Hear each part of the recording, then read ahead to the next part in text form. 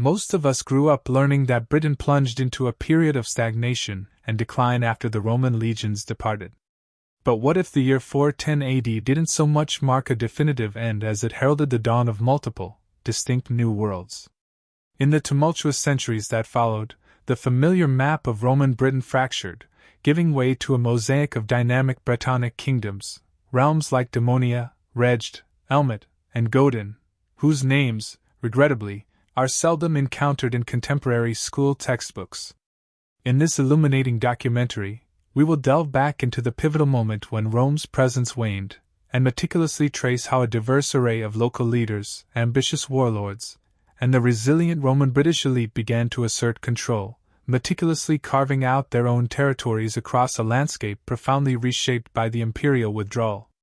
Our journey will uncover the fascinating origins and development of these Brittonic kingdoms, which flourished long before the Anglo-Saxons emerged to define the geographical names we recognize today. We will explore the intricate web of alliances, the ferocity of battles, and the rich tapestry of cultural exchanges that fundamentally transformed the island, centuries before the recognizable entities of England or Scotland took form. If you're eager to journey with us and explore these often forgotten kingdoms that played such a crucial role in shaping Britain's early history, we encourage you to subscribe and share which of these intriguing, lost kingdoms captivates your imagination the most. Around 400 AD, Britain, though still officially bearing the Roman name, was unmistakably showing signs of strain at its very foundations. The province increasingly resembled a distant, slightly neglected workshop rather than the polished showcase of imperial power it once aspired to be. Governors were frequently replaced, messengers often arrived infuriatingly late, and crucial decisions made far off on the Tiber could take many months to finally reach the remote British outposts. This inherent administrative lag, however, inadvertently fostered a new habit: self-reliance. Local councils, influential estate owners, and even military officers began to proactively solve problems without the drawn-out wait for distant imperial directives. The island, while nominally Roman, was in essence already behaving like a self-sufficient, if somewhat unruly, frontier. Urban life, notably, retained the clearest vestiges of Roman influence.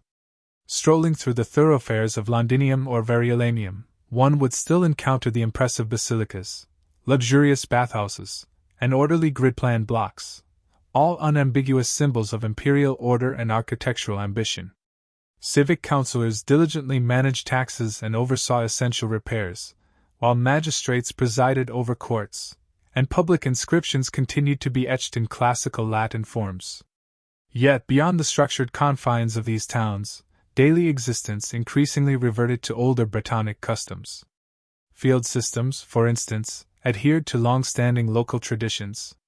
Rural shrines beautifully blended Roman deities with indigenous gods, and ancient hilltop sites, long dormant, showed a renewed surge of activity.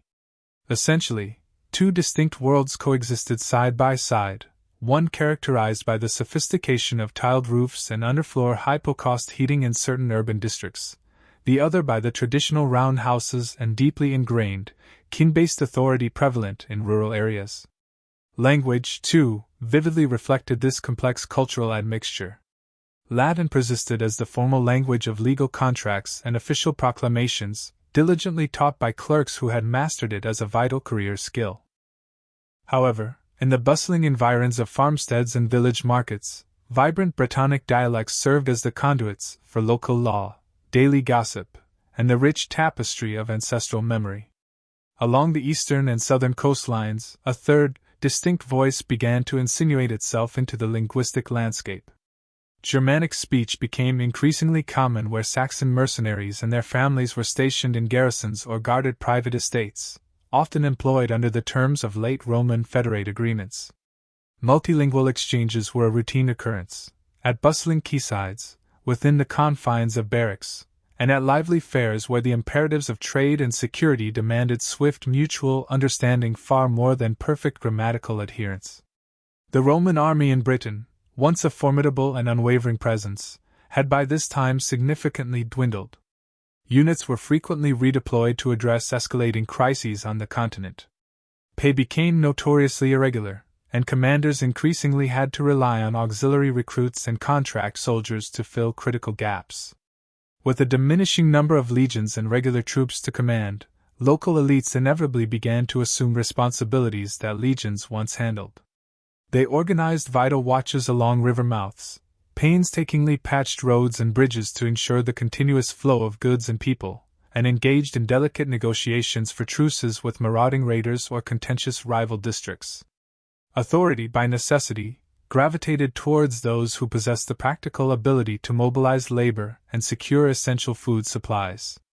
Trade patterns echoed this broader narrative of imperial drift and localized adaptation. For centuries, ships from the Mediterranean had faithfully delivered prized wines, olive oil, and exquisite tableware to British ports. However, by the early 400s, these vital imports drastically declined. Warehouses showed a marked reduction in imported amphorae, and rural archaeological sites yielded significantly less continental pottery. Yet markets did not simply vanish, they cleverly rerouted. Coastal communities judiciously shifted their focus towards the burgeoning Irish Sea and Channel traffic, actively swapping locally sourced metals, salt, and livestock for whatever coveted luxuries managed to reach these northern waters. Archaeology, in its meticulous way, beautifully captures this profound transition in slow motion. Once grand villas, which proudly displayed intricate mosaic floors and innovative heated rooms, now stood either partially occupied or had been pragmatically repurposed for storage and workshops.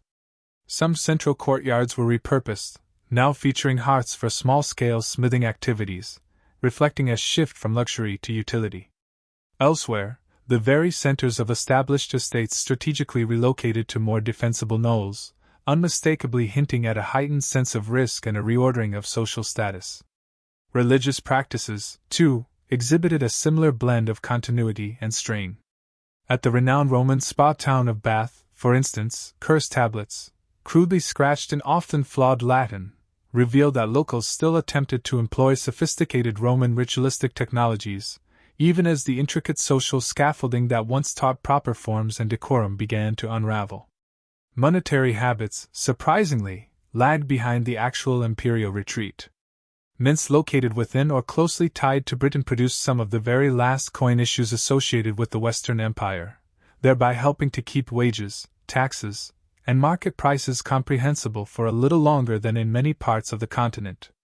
These coins continued to circulate through town gates and bustling farm markets, serving as a slender thread of familiarity as other, more established systems gradually loosened their grip.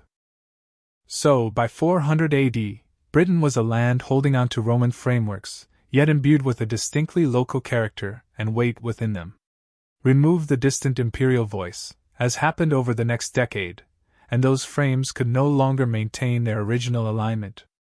The resulting landscape was not one of silence, but rather of many localized centers of decision, simultaneously turning outward to face new threats and inward to build new forms of community. The fateful message that reached Britain in 410 AD did not send vital troops. Instead, it sent an overwhelming burden of responsibility. Cities were starkly informed they must guard themselves, and with that pronouncement, imperial authority effectively ceased, both in practical terms and on paper. No new governor arrived to coordinate regional efforts. No imperial courier delivered the next tax schedule. Whatever vestiges of Roman order remained now operated purely on entrenched habit and localized will. The very moment formal ties with Rome snapped, every town council and estate court across Britain was suddenly forced to make critical, immediate decisions: how to keep essential roads open, how to ensure fields remained safe for cultivation, and how to maintain the utility of their harbors. By this time, the once mighty imperial machine had already significantly thinned out. Administrative staff had largely departed with their paymasters, and military officers had been redeployed to address pressing continental crises. Without a centralized taxation system, vital grain depots emptied without replenishment, and the extensive network of supply wagons that once linked forts to markets ground to a halt. Logistics had undeniably been the very skeleton of Roman power. When this crucial system failed, military units either scattered, seeking local survival, or simply settled into the landscape. Into this administrative vacuum stepped local magnates, powerful figures who commanded labor for constructing ditches, bridges, and palisades. They compensated their retainers with food, favors, and whatever coins still managed to circulate. These burgeoning local centers progressively solidified, transforming into distinct regional polities. Town councils now capably handled local judgments and collected tolls. Influential landholding families raised their own war bands and negotiated crucial deals with neighboring territories. Some communities revived ancient, pre-Roman assemblies, while others maintained modified versions of Roman civitas routines. Crucially, all these entities operated without a shared, overarching chain of command. Borders became highly fluid lines, defined less by maps and more by who could muster the strength to repel a raid by the next sunrise. Authority fundamentally rested on the success of harvests, the strength of kinship ties, and critically, the ability to rapidly mobilize men across short distances for defense or offense. External pressures lent a sharp urgency to these internal choices. To the north, Pictish groups relentlessly probed river crossings and lowland approaches. From the west, Irish raiders launched devastating attacks on monastic estates and vulnerable coastal farms, seizing portable wealth and capturing hostages. Along the eastern and southern shores, Germanic mercenaries, initially hired to guard estates, began to permanently settle their families, transforming former fort gates into burgeoning villages. Their increasing presence subtly shifted established loyalties and introduced new leaders, each bringing their own distinct networks of influence and power. What had once been sporadic raids now escalated into what increasingly resembled permanent, systemic competition. Britons still possessed an array of impressive walls and forts, but they no longer functioned as part of a coherent, centralized system. Hadrian's Wall, a formidable barrier of stone and turf, stood devoid of the intricate bureaucracy that had once fed, paid, and rotated its garrisons. Watchtowers, though still lighting beacons, did so as localized warnings, not as integral links in a grand provincial defense plan. Town walls, ironically, once again became critically important, and smaller hilltops were hastily fortified with palisades. Defensive labor focused intently on what a community could directly observe and defend from its own gate, rather than adhering to lines painstakingly drawn on distant imperial maps. Economic indicators clearly pointed to a swift and severe contraction. Mediterranean imports, once abundant, plummeted and then all but vanished. Markets adapted ingeniously by relying heavily on coastal and river trade within the island itself and across the Irish Sea, though the sheer variety of goods available noticeably diminished. Urban workshops either closed down entirely or shifted their focus to essential repairs and recycling.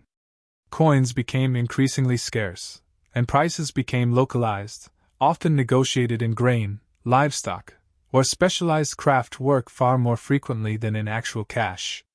Christianity, notably, proved more resilient than the imperial bureaucracy that had initially helped spread it. Bishops and clerics continued to maintain worship, steward their landholdings, and provide vital care for the poor, even as regular correspondence with continental sees grew increasingly irregular. Churches offered critical services such as literacy, record-keeping, and a moral court that could stabilize disputes when secular power structures fractured. Their established networks served as crucial conduits, preserving contracts across regions that otherwise possessed few reliable lines of communication. The profound fracture on Britain's eastern shores sent powerful ripples westward, yet in the far western peninsula, a distinctly different pattern began to emerge and solidify. Dumnonia gradually took shape across what is now Cornwall, Devon, and parts of Somerset, expertly building upon an indigenous local authority that had both predated Rome and successfully outlasted its imperial footprint. Its boundaries were naturally defined by formidable rivers, distinctive ridge lines, and the rugged coastlines, rather than by the neat, artificial straight lines of imperial maps. Power strategically clustered where ancient hill forts commanded views over fertile farmlands and vital sea lanes, and where small, influential courts could efficiently gather tribute in kind, typically cattle, valuable tin, and labor. Language and law in Dumnonia steadfastly maintained a strong Brittonic core. Everyday interactions were conducted in the native speech, and legal customs heavily favored kin obligation, with compensation and oath-taking practices deeply recognized by the local elites. Art, too, followed this proudly independent path. Carved stones adorned with intricate knotwork and inscribed crosses, sophisticated metalwork featuring gracefully curving designs, and monumental memorials marking status were all crafted without merely imitating prevalent Eastern imperial fashions. This remarkable cultural continuity set the region distinctly apart, especially as the southeast progressively moved towards Anglo-Saxon rule and vocabulary. Dumnonian society meticulously arranged itself around strategically located hilltop strongholds, more open settlements, and an established seasonal movement between fields and pastures. A royal court, rather than being fixed in a single capital, might regularly circuit between various sites, dispensing judgments and summoning men to arms as needed. The household of a king or sub-king served as the anchor of authority, comprising guards, skilled craftsmen, diligent scribes, and respected clergy, thereby making law both visible and easily portable. Rural communities bore the primary responsibility for most production and defense, capable of mustering quickly to guard crucial routes and vulnerable shorelines. Against persistent pressure from the east, Dumnonia steadfastly held a defensive line that would later become etched in collective memory as the formidable Tamar boundary. This river, with its complex crossings and extensive marshes, naturally formed a frontier that significantly slowed external advances and afforded locals a crucial defensible advantage. Fortified headlands and ingeniously reworked hill forts were transformed into vital warning posts, and the surrounding countryside organized vigilant watchers who intimately knew every creek and ridge. When conflict inevitably arose, it greatly favored those who could move swiftly over short distances and vanish expertly into the familiar, intricate terrain. Tin, crucially, made the West immensely valuable. Plentiful streams and shallow workings provided a metal highly sought after by traders across the entire Atlantic Arch. This sustained demand endowed Dumnonia with significant leverage and forged partnerships that extended well beyond Anglo-Saxon circuits. Harbors on both the north and south coasts served as critical hubs, tying the region into trade routes that reached Ireland, Armorica, Brittany, and even further afield. Markets efficiently handled ingots of tin, livestock, salt, and cloth, ensuring that wealth remained firmly in regional hands and provided vital funding for retinues and the construction of churches. Christian communities particularly flourished amid this period of relative autonomy. Monastic clusters at significant sites such as Glastonbury and the dramatic headland at Tintagel seamlessly linked prayer, learning, and extensive landholding. Monks diligently copied texts, mediated disputes, and generously hosted travelers. Churchyards became repositories for intricately carved stones bearing crosses and inscriptions, clearly demonstrating literacy in the service of both faith and law. Ecclesiastical calendars fostered a shared sense of time across widely scattered settlements, while vibrant saints' cults nurtured a strong local identity and exerted a subtle, yet powerful, influence. Across the English Channel, deep ties of kinship and shared language forged strong bridges to Brittany.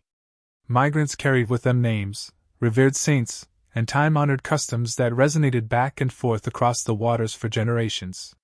Rulers routinely exchanged gifts and guests, and families skillfully managed land claims on both shores, effectively widening their pool of potential allies in both warfare and marriage. The sea, far from being a barrier, was perceived and utilized as the primary highway connecting these related lands. Remarkably, pottery from the eastern Mediterranean has been unearthed at Cornish sites, providing clear archaeological evidence that traders in Dumnonia maintained direct or nearly direct connections with distant Byzantine markets long after the wider Roman system had collapsed. In an era when horizons were rapidly contracting across much of Europe, this enduring persistence of long-distance exchange is truly striking. Likewise, the vast slate-built courtyard complex at Tintagel dates to this very early period, rather than to the later Middle Ages, revealing a high-status residence of a scale seldom witnessed in post-Roman Britain. Dumnonia, therefore, can be uniquely understood as a Western response to the widespread fragmentation around it, a deliberate strategy to preserve its language, exploit its valuable tin resources, guard its overland crossings, and crucially, embraced the ocean as its vital highway. From this robust foundation, the region's later names and enduring stories would powerfully take shape.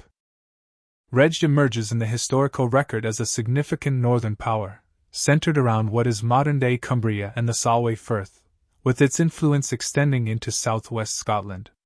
It formed in the specific vacuum created when Roman forts fell silent and powerful landholders began to transform their personal retinues into de facto governments. Authority coalesced within prominent households capable of rapid movement, feeding their fighters, and securing loyalty through generous gifts, established grazing rights, and solemn sworn bonds. The dramatic landscape itself actively encouraged this model of governance. Towering mountains, rugged fells, and deep lake valleys constrained movement into narrow, easily defensible corridors that even a small, well-organized force could effectively block. A war band intimately familiar with these passes could consistently keep larger, less agile enemies off balance. Military culture was undeniably at the very heart of Rheged's rule. Its elites rigorously trained for swift mounted raids, the disciplined formation of shield walls on constricted ground, and cunning ambushes along critical river crossings. Feasting halls served a dual purpose, functioning both as strategic planning rooms and as vibrant spaces where bards eloquently praised allies and deftly shamed rivals through their verse. Early Welsh poetry remarkably preserves this ingrained habit of praise and memory, and through it, we gain glimpses of campaigns and reputations inextricably linked to Rheged's legendary kings, with Urien notably standing out as a ruler who masterfully translated the challenging geography into effective tactical advantage. Victories brought precious breathing room. Defeats, conversely, often invited powerful coalitions to form against them. The rugged terrain shaped far more than just warfare. The narrow coastal plains along the Solway, the expansive upland pastures, and the fertile lowland farms created a diverse economic mix of subsistence and surplus. Cattle, sheep, and horses constituted the movable wealth that generously funded the loyal retainers. Skilled craftsmen, often attached directly to the courts, transformed raw metal into lethal spearheads, ornate brooches, and finely detailed fittings that clearly signaled high status. Burial finds in the broader region unequivocally demonstrate work of exceptional skill, and descriptions of elite gear in historical texts point to sophisticated workshops capable of intricate detail and precise technical control. Pattern-welded swords, with their complex layered steel and flowing surface lines, demanded meticulous heat and hammer work. Their frequent mention in verse strongly suggests that such magnificent blades were widely known and highly prized among Rheged's formidable fighters. Alliances proved as crucial as physical walls in securing Rheged's borders, allowing it to survive precariously between the expanding Anglian realms to the east and other Brittonic houses to the west and north.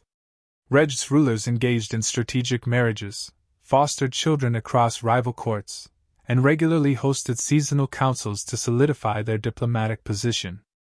Agreements were painstakingly arranged for shared campaigns against common threats, and terms were carefully set for tribute or for secure passage through key routes.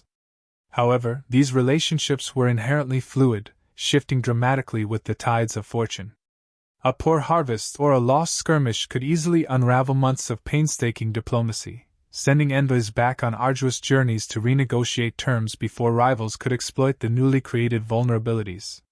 Material traces of Rheged are admittedly sparser than those found in the south, yet what exists aligns perfectly with a culture that deftly mixed literacy and deep-seated local tradition. A 6th century stone from Cumbria, inscribed with Latin letters spelling Brittonic names, compellingly shows that clerks and carvers were skillfully working within two distinct linguistic systems simultaneously. Christianity had established significant footholds through small, burgeoning churches and clerical households closely attached to the courts. Clergy diligently kept records, solemnly blessed oaths, and carefully curated relics that served to anchor the legitimacy of their rulers. Sacred sites, strategically located near major routes, often became neutral ground for vital arbitration, effectively transforming faith into a powerful tool of governance, as well as a profound personal devotion. Rheged reached its zenith through a series of sustained military campaigns that effectively checked its neighbors and attracted renowned poets to its courts. Yet, the very same decentralized politics that enabled such rapid territorial gains also rendered the kingdom inherently vulnerable to internal splits. Sub-kings fiercely guarded their autonomy, various heirs vigorously competed for succession, and vital coalitions that had supported major offensives often frayed rapidly when the spoils of war began to dwindle. East of the Pennines, Northumbria aggressively expanded under leaders who skillfully pressed both military and diplomatic advantages, systematically peeling away Rheged's allies and securing critical river crossings. By the early 7th century, Rheged's distinctive name gradually faded, absorbed into the ever-widening orbit of that rising power. Its ancient lineages were folded into new hierarchies, while its place names and evocative verse continued to maintain a quieter, more resilient record in the enduring hills and along the winding Solway. Wedged between the ascending power of Northumbria and the ambitious kingdom of Mercia, Elmet existed as a resilient Brittonic enclave precisely where West Yorkshire now lies. Its natural edges followed the distinctive ridge lines, winding rivers, and ancient trackways rather than straight, artificial borders, thereby creating a compact pocket polity. This ingenious arrangement allowed Elmet to successfully maintain its own councils, cherished church sites, and active war bands for generations. Control primarily rested with influential local dins or chiefs, who expertly coordinated farming activities, woodland management, and vital river fords. These leaders possessed the crucial ability to summon men from scattered homesteads to guard the strategic passes that funneled traffic through the Pennine foothills. Elmet was neither a remote backwater nor a sprawling state. It was a small, resourceful kingdom that expertly learned to survive and even thrive within its tightly defined geographical space. Elmet's economy was ingeniously mixed by design. Meticulous woodland management yielded valuable timber, essential fuel, and vital grazing areas, while the upland fields, though challenging, supported hardy grains and provided pasture for resilient cattle and sheep. The fertile valleys hosted productive orchards and flourishing gardens, and numerous streams powered small, efficient mills. Settlement patterns reflected this adaptive approach, comprising farmsteads often protected by enclosure banks and a scattering of lightly fortified sites strategically placed on defensible knolls that vigilantly watched over crucial route junctions. These fortifications were not imposing grand hill forts, but rather strategically positioned strong points that served practical purposes. They were designed to quarter a substantial levy, capable of repelling an invading raid or, at the very least, buying crucial time for negotiation. The seasonal migration of herds, moving between winter meadows and summer grazing lands, was a vital practice, effectively transforming their mobility into a form of insurance against the threat of poor harvests. For almost 2 centuries, the rulers of Elmet masterfully navigated a precarious political landscape, charting a narrow and challenging course amidst their significantly more populous and powerful neighbors. Their strategy involved a pragmatic blend of submission and aggression, paying tribute when absolutely necessary, but also striking decisively when opportunities arose and the risk seemed manageable. However, their paramount asset was their intimate knowledge and control of the rugged terrain. This landscape inherently compelled any invading forces to break formation, segmenting their armies into vulnerable columns as they traversed the narrow, winding roads.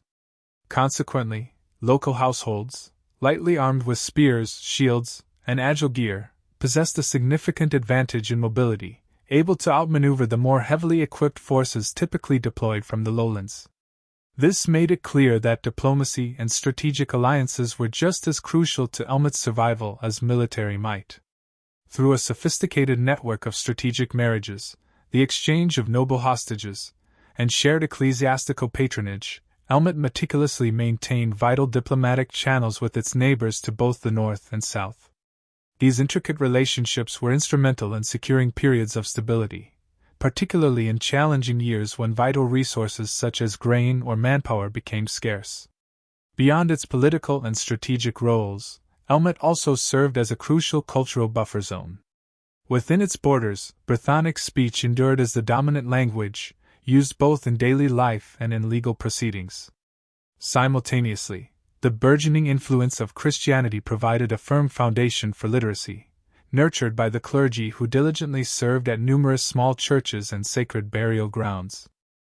Evident from the surviving cross slabs and memorial stones, there was a deeply rooted tradition of inscribing names and blessings, a practice that powerfully underscored the enduring bond between families, their ancestral lands, and their spiritual faith.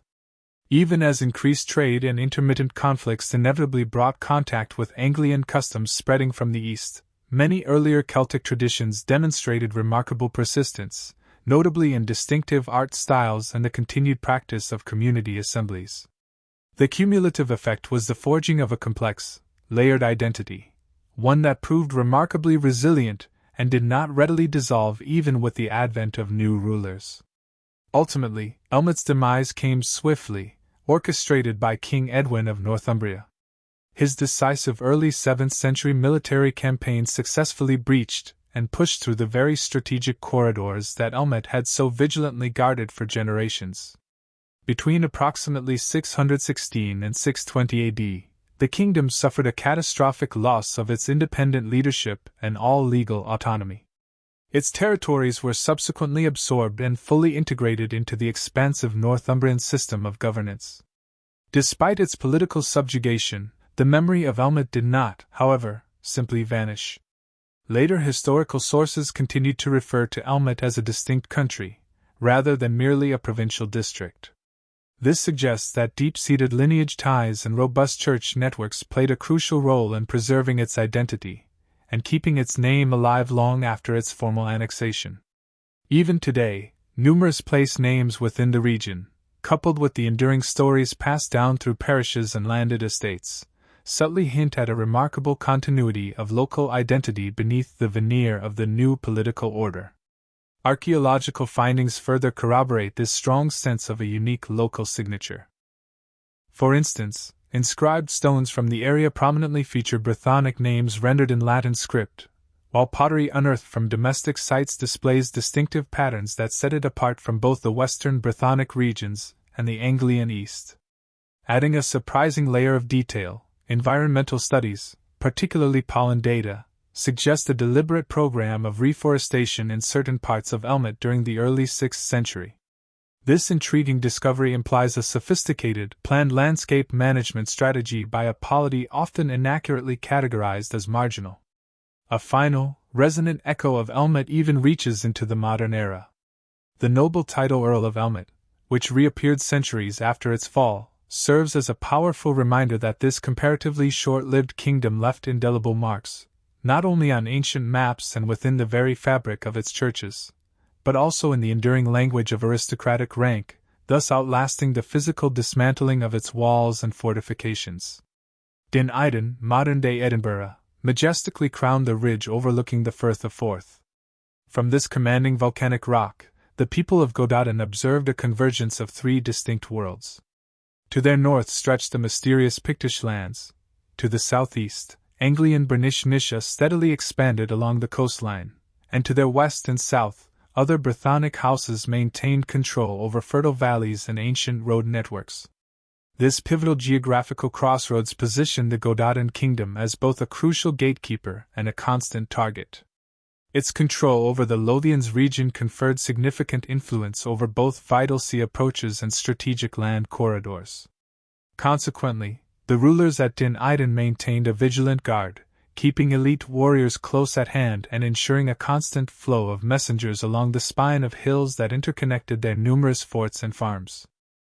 The power of the Gododdin state was intrinsically rooted in its elite war bands, formidable units whose loyalty was secured not only through solemn oaths but also by generous gifts and an ingrained culture of honor. Membership in these bands entailed rigorous training for seasonal military campaigns, the important task of escorting diplomatic envoys, and the critical duty of guarding valuable harvests whenever the threat of raids loomed. The royal courts themselves functioned as mobile households, carrying the authority of law, essential provisions, and established rituals as they moved systematically from one stronghold to another across the kingdom. Feasts held profound significance, acting as crucial communal events where warriors were rewarded not only with sustenance like meat and mead but also with invaluable public recognition, solidifying their loyalty and commitment. Archaeologists conducting excavations around modern-day Edinburgh have uncovered compelling evidence on fortified hilltops, revealing traces of substantial halls. These impressive structures were designed not only to host important royal councils and elaborate reward ceremonies but also to serve a critical dual function as strategic command posts, overseeing vital transportation routes. The strategic actions of the kingdom's neighbors fundamentally dictated its perpetual calendar of risk. Mercia, for instance, steadily advanced northward from the River Tweed, methodically establishing defensive outposts along the coast and pushing relentlessly inland towards the Firth of Forth. This relentless pressure compelled the Gododdin to devote considerable resources to defending critical river crossings, vulnerable coastal plains, and the low, strategic passes winding through the Pentland and Lammermuir hills. Frequent skirmishes often determined crucial access to valuable pastures and strategic toll points. Even minor defeats could rapidly cascade into larger crises if local levies failed to assemble and mobilize in a timely manner. While alliances forged with neighboring Brythonic states offered temporary respite, sometimes for a season or two, the frontier facing the relentless expansion of the Angles rarely, if ever, remained truly quiet for an extended period. Crucially, Gododdin society, even amidst its constant struggles, resolutely refused to abandon its deep-seated cultural roots. Brythonic speech continued to provide the fundamental framework for both its legal system and the intricate structures of kinship. Church sites served as vital centers, powerfully linking families to sacred burial grounds and their revered local saints.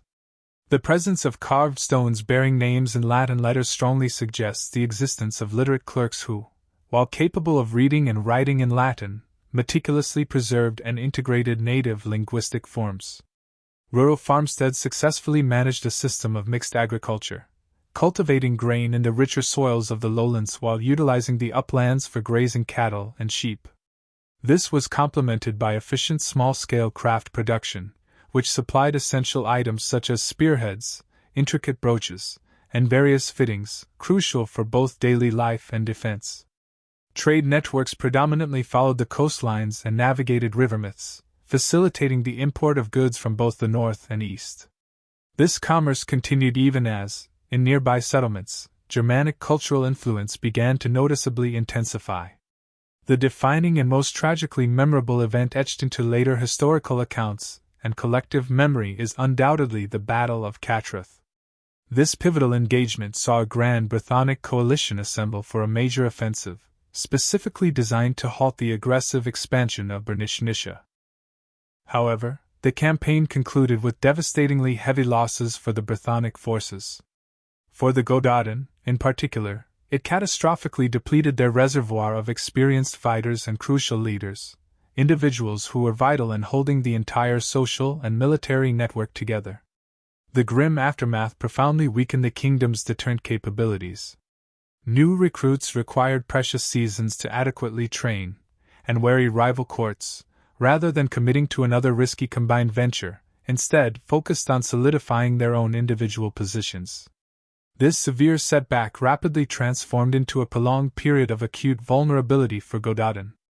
Over the subsequent decades, the powerful kingdom of Northumbria consolidated, merging Mercia and Dara, and relentlessly pressed its strategic advantage against the weakened Brythonic states. With each successive defeat, the Gododdin irrevocably lost precious territory, a strategic ridge, a vital river ford, or a crucial ally. While their physical strongholds largely remained intact for a time, their crucial capacity to field cohesive, well-organized forces progressively diminished. Despite the continued existence of the kingdom's core institutions, its celebratory feasts, its valiant war bands, and its deliberative councils, the political map inexorably shifted beneath their feet. Ultimately, the defensive line at Din Iden proved unsustainable against the larger, more formidable state that effectively combined overwhelming military reach with systematic territorial consolidation. Alt Clut, modern-day Dumbarton Rock, dramatically rises at the point where the River Clyde narrows. From this imposing volcanic plug, the kingdom of Strathclyde effectively controlled and managed an extensive network encompassing fertile valleys, strategic coastlines, and crucial river crossings. This formidable fortress exerted dominant control over all movement between the Irish Sea and the central lowlands of Scotland, thereby granting its rulers significant leverage. They could command lucrative tolls, demand valuable hostages, and issue or deny safe conduct, effectively regulating commerce and travel. The royal household, based at Dumbarton, meticulously coordinated a network of outlying settlements and strategically positioned strong points. These outposts vigilantly monitored the firths, river fords, and critical route junctions throughout the kingdom. The mobile royal court was sustained by a steady flow of grain, cattle, and tribute rendered in kind. This logistical flexibility allowed it to readily shift its base to various satellite sites during military campaigns or whenever rival claimants exerted pressure along the kingdom's borders. Remarkably, this kingdom fiercely preserved its Brythonic identity long after its immediate neighbors had transitioned to different languages and legal systems. Its distinctive speech, traditional personal names, and the dedications of its churches powerfully linked the region around the Clyde to its Brythonic kinsmen in Cumbria. Meanwhile, intricately carved stones and prominent cross slabs served as enduring markers, delineating kin lines and preserving legal memory across their sacred burial grounds. Significantly, Strathclyde's political influence and territorial reach extended considerably south of the River Clyde. Estates and fortified hill sites in what is now modern Cumbria regularly supplied manpower and vital stores, and their local lords pledged fealty to Alt Clut during times of war. This extensive reach transformed Strathclyde into a formidable middleweight power, affording it considerable latitude to negotiate treaties, launch strategic raids, and levy tribute from its weaker neighbors. Relations with its diverse neighbors typically ran in predictable cycles. Northumbria, to the east, could pose a significant military threat, yet it also engaged in mutually beneficial trade, exchanging timber and metalwork when peace served the interests of both royal courts. To the north, Pictish rulers would periodically probe their riverine borders, but also offered strategic marriage alliances. As the powerful kingdom of Alba began to coalesce, these dynamic pressures evolved into a more formalized system of treaties, meticulously balancing crucial pasture rights, coordinating shared military campaigns, and addressing competing claims over disputed districts. The rulers of Strathclyde skillfully utilized a variety of diplomatic tools, including the exchange of noble hostages, the practice of fosterage, and extensive church patronage, to meticulously manage and maintain these complex interstate links. High-ranking bishops and abbots played an indispensable role, facilitating the movement of critical messages, authenticating solemn oaths, and actively working to stabilize the volatile frontier settlements, often home to mixed populations living under intricate, overlapping legal rules. Although the precise details of Strathclyde's internal administrative structure remain somewhat obscure to modern historians, certain clear patterns of governance nevertheless stand out conspicuously.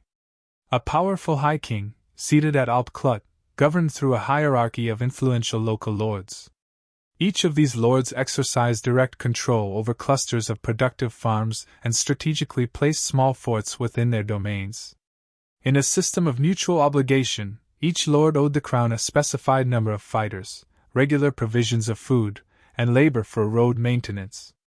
In return, they were granted significant rights over local markets and the collection of legal fines.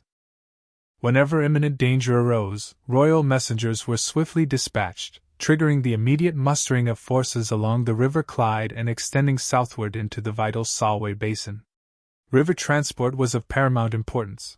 Boats could move vital grain supplies and deploy troops far more rapidly than cumbersome carts. Consequently, the royal court strategically invested considerable labor in constructing docks and storehouses, effectively linking the rugged hill country to crucial sea lanes. The arrival of formidable Norse seafarers in the 9th century dramatically altered the delicate balance of power in the region. Initially, Norse activities were characterized by probing raids into the estuaries, but these soon escalated into large-scale, organized military campaigns. In a pivotal event in 870 AD, a determined Viking siege successfully overran Dumbarton Rock. Following a prolonged and brutal blockade, the garrison was completely cut off from any hope of relief, leading to its inevitable fall. The catastrophic fall resulted in the dispersal of valuable treasures and the capture of numerous inhabitants, forcing an immediate and drastic reorganization of the kingdom's governance. Following this devastating blow, the royal center of power shifted northward towards Govan and Partick. Here, extensive burial grounds and intricately carved stones provide clear archaeological evidence of a sustained elite presence, indicating the kingdom's resilience and adaptation. Remarkably, despite this profound shock, the kingdom successfully reassembled its vital networks and continued to endure as a recognized and influential power in the intricate regional politics of the era. Indeed, Strathclyde persisted as an identifiably Brythonic polity well into the late 11th century, demonstrating remarkable longevity amidst a period of immense change. Its rulers consistently fielded armies when broader northern coalitions were formed and actively participated in the evolving political landscape of the emerging kingdom of Alba. Gradually, over time, a complex web of interwoven landholding ties, strategic intermarriages, and joint military campaigns progressively drew Strathclyde into the orbit of the expanding Scottish kingdom. However, this absorption did not simply erase its older identity overnight. Instead, ingrained legal habits and robust ecclesiastical links gracefully bridged the transition, while many estates notably retained their traditional local names and existing dues, underscoring a persistent cultural undercurrent. A remarkable defensive feature of Dumbarton was a freshwater well meticulously cut into the very core of the rock itself. This crucial resource allowed its defenders to endure lengthy sieges and mount prolonged resistance without ever having to expose themselves outside the fortress walls. Aberfro, strategically situated on Anglesey, acted like a vital hinge, and from this commanding base, the powerful kingdom of Gwynedd systematically projected its authority across the entirety of northwest Wales. Towering mountains formed a natural, formidable back wall for Gwynedd, while the Menai Strait served as its crucial front door, granting its rulers undisputed control over both strategic mountain passes and vital sea lanes. This unique geography shaped a kingdom renowned for its mobility. Troops could swiftly move along elevated ridge lines, while merchants and clergy navigated by boat between Anglesey Island, the mainland, and various Irish seaports. The fertile low valleys yielded abundant crops, feeding the royal courts, while extensive upland pastures sustained robust herds, providing year-round support for the kingdom's retinues. In Gwynedd, the strength of its dynasty was as foundational as its stone fortifications. Early traditions firmly place Gwynedd and his descendants at the very root of Gwynedd's ruling house, a powerful lineage that skillfully maintained its authority through meticulous management of succession, strategic marriage alliances, and the important cultural practice of fosterage. Over successive generations, the royal court at Aberfro expertly transformed these intricate kin networks into a powerful ideological argument for the enduring legitimacy and continuity of its rule. Influential lords from regions such as Arfon, Elwyn, and Merioneth willingly entered royal service, motivated by the promise of enhanced privileges, elevated legal standing, and the significant expectation that their own sons would be fostered and raised alongside the royal princes. This intricate system effectively tied powerful families to the central authority through a potent combination of obligation and mutual advantage. This complex web of power was firmly anchored by numerous strongholds. Formidable hill forts and natural rock enclosures strategically guarded the narrow passes and critical road junctions winding through Snowdonia, where even small, agile garrisons could effectively stall and significantly delay much larger invading armies. Imposing halls, constructed from both timber and stone, regularly hosted seasonal assemblies. During these gatherings, rulers would preside over the resolution of disputes, levy essential food rents from the populace, and assign vigilant watches along the vulnerable coastline. Crucially, excellent maritime access provided a vital counterbalance to Gwynedd's mountain-based defensive strategy. Shallow draft boats skillfully navigated the intricate straits and bays, seamlessly linking Gwynedd to extensive trade networks that stretched along the coast from the Clyde down to the Severn estuary, and across the Irish Sea to Ireland and Brittany. This vibrant trade brought valuable commodities such as salt, wine in various containers, intricate metalwork, and fine cloth into local markets. Beyond its territorial ambitions, Gwynedd's influential rulers actively shaped a broader Welsh identity through their concerted sponsorship of distinctive legal codes, the preservation and promotion of the Welsh language, and steadfast support for the Christian Church. Their evolving legal customs matured into remarkably detailed codes that meticulously addressed issues of social status, levied specific fines, regulated property ownership, and defined principles of guardianship.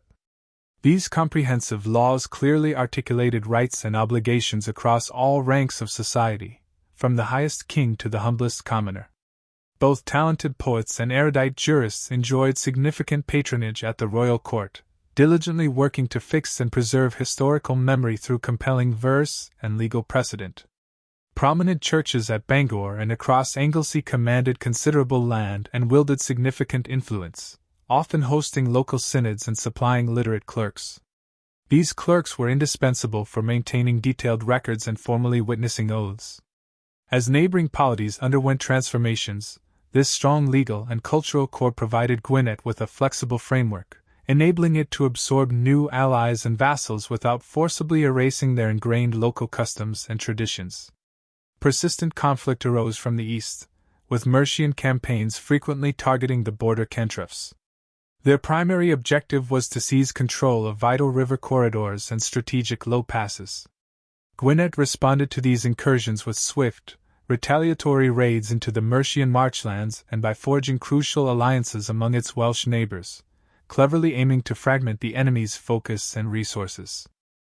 In later periods, English kings exerted even heavier pressure, systematically constructing formidable castles across the borderlands and establishing permanent garrisons at critical river crossings. Even under such formidable pressure, the rugged terrain remained a significant advantage, inherently favoring local defenders who intimately knew every mountain pass, hidden saddle, and treacherous bog. Gwynedd repeatedly exploited this geographical superiority to successfully offset the numerically superior forces and greater resources of its adversaries. During the 12th and 13th centuries, Gwynedd's astute rulers further consolidated this strategic edge through sophisticated administrative reforms and governmental innovations. Llywelyn of Iorwerth, Llywelyn the Great, significantly strengthened central oversight, meticulously coordinated the exchange of hostages and the collection of tribute, and assiduously cultivated church support to legitimize his claims to power. His successors continued this work, further refining the system of military levies, standardizing various dues, and enhancing the efficiency of coastal musters. Under the formidable Llywelyn ap Gruffydd, Llywelyn the Last, the principality substantially expanded its influence and territorial reach through a strategic combination of treaties, dynastic marriages, and an ambitious program of fortress building, with trusted commanders specifically assigned to secure and hold key valleys and critical estuaries. Royal councils, convened at Aberfraw and other important administrative seats, efficiently handled complex land disputes, resolved matters of inheritance, and oversaw the delicate integration of powerful marcher lords who agreed to the principality's terms. The surviving law books of Gwynedd are a testament to this administrative sophistication, detailing intricate rules for inheritance, elaborate marriage arrangements, and precise compensation payments. These documents reveal a legal tradition of remarkable precision and complexity, truly unusual for medieval Europe. The kingdom of Powys emerged and flourished in the crucial middle ground of Wales, a region characterized by valleys that open eastward towards the expansive plains and distinctive ridges that fold back into the rugged Welsh interior. From its origins in scattered late Roman communities, clusters of farms, roadside shrines, and fortified hilltop refuges, a discernible political core gradually took shape, one capable of repelling raids and effectively levying dues. Over time, local leaders systematically aligned their courts and coordinated military musters, and the name Powys came to encompass a territory that crucially held the headwaters of both the Severn and Dee rivers, along with the vital tracts that connected rich upland pastures to fertile lowland fields. This geographical position was immensely significant. Whoever held sway over these key corridors effectively controlled all movement between Britain's rugged high country, western Wales, and its more populous eastern zones, the English lowlands. Robust agriculture was the fundamental source of Powys's enduring strength. The expansive, fertile floors of the Severn and the Wyrnwy valleys yielded abundant grain and hay, while their slopes supported thriving herds of cattle and sheep, livestock that could be quickly moved to safety when conflict threatened. Strategic storehouses, often situated near river fords, meticulously kept surplus provisions ready for periods of military muster. With their food supply thus secured, Powisian rulers wisely invested in constructing fortified royal sites, enclosed complexes on prominent knolls and river terraces that ingeniously combined grand halls, sacred chapels, and small, permanent garrisons. These royal hubs served as crucial administrative centers, coordinating essential road work, overseeing bridge repairs, and assigning vital watch duties. They also regularly hosted royal courts, where disputes were formally settled under the authority of customary law and sworn oaths. The powerful kingdom of Mercia loomed ominously across Powys's eastern border. From the 7th century onward, Powisian rulers were engaged in a continuous, rolling contest for control over vital river fords, fertile fields, and, critically, the preservation of their honor by refusing to pay tribute to their formidable neighbor. Military campaigning frequently followed the course of the rivers. Powisian forces would launch strategic strikes at Mercian supply lines along the approaches to the River Trent and systematically burn enemy outposts whenever Mercian levies were spread too thinly.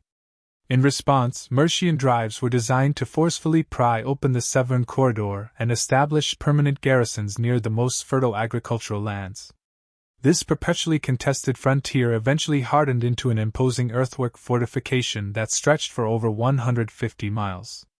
Although famously constructed by Mercia, Offa's Dyke, this massive earthwork nonetheless evolved into a practical and widely recognized working boundary for Powys. It served simultaneously as a formidable physical obstacle and a crucial reference point for the collection of tolls, the establishment of grazing rights, and the issuance of safe conduct for travelers. Internal unity, however, was never a given for Powys. At various times, its eastern and western branches functioned almost as semi-independent subkingdoms, each maintaining its own distinct royal court and pursuing its own political agenda. While a shared ancestry provided a unifying bond, the practical realities of governance often necessitated granting significant autonomy to powerful local elites.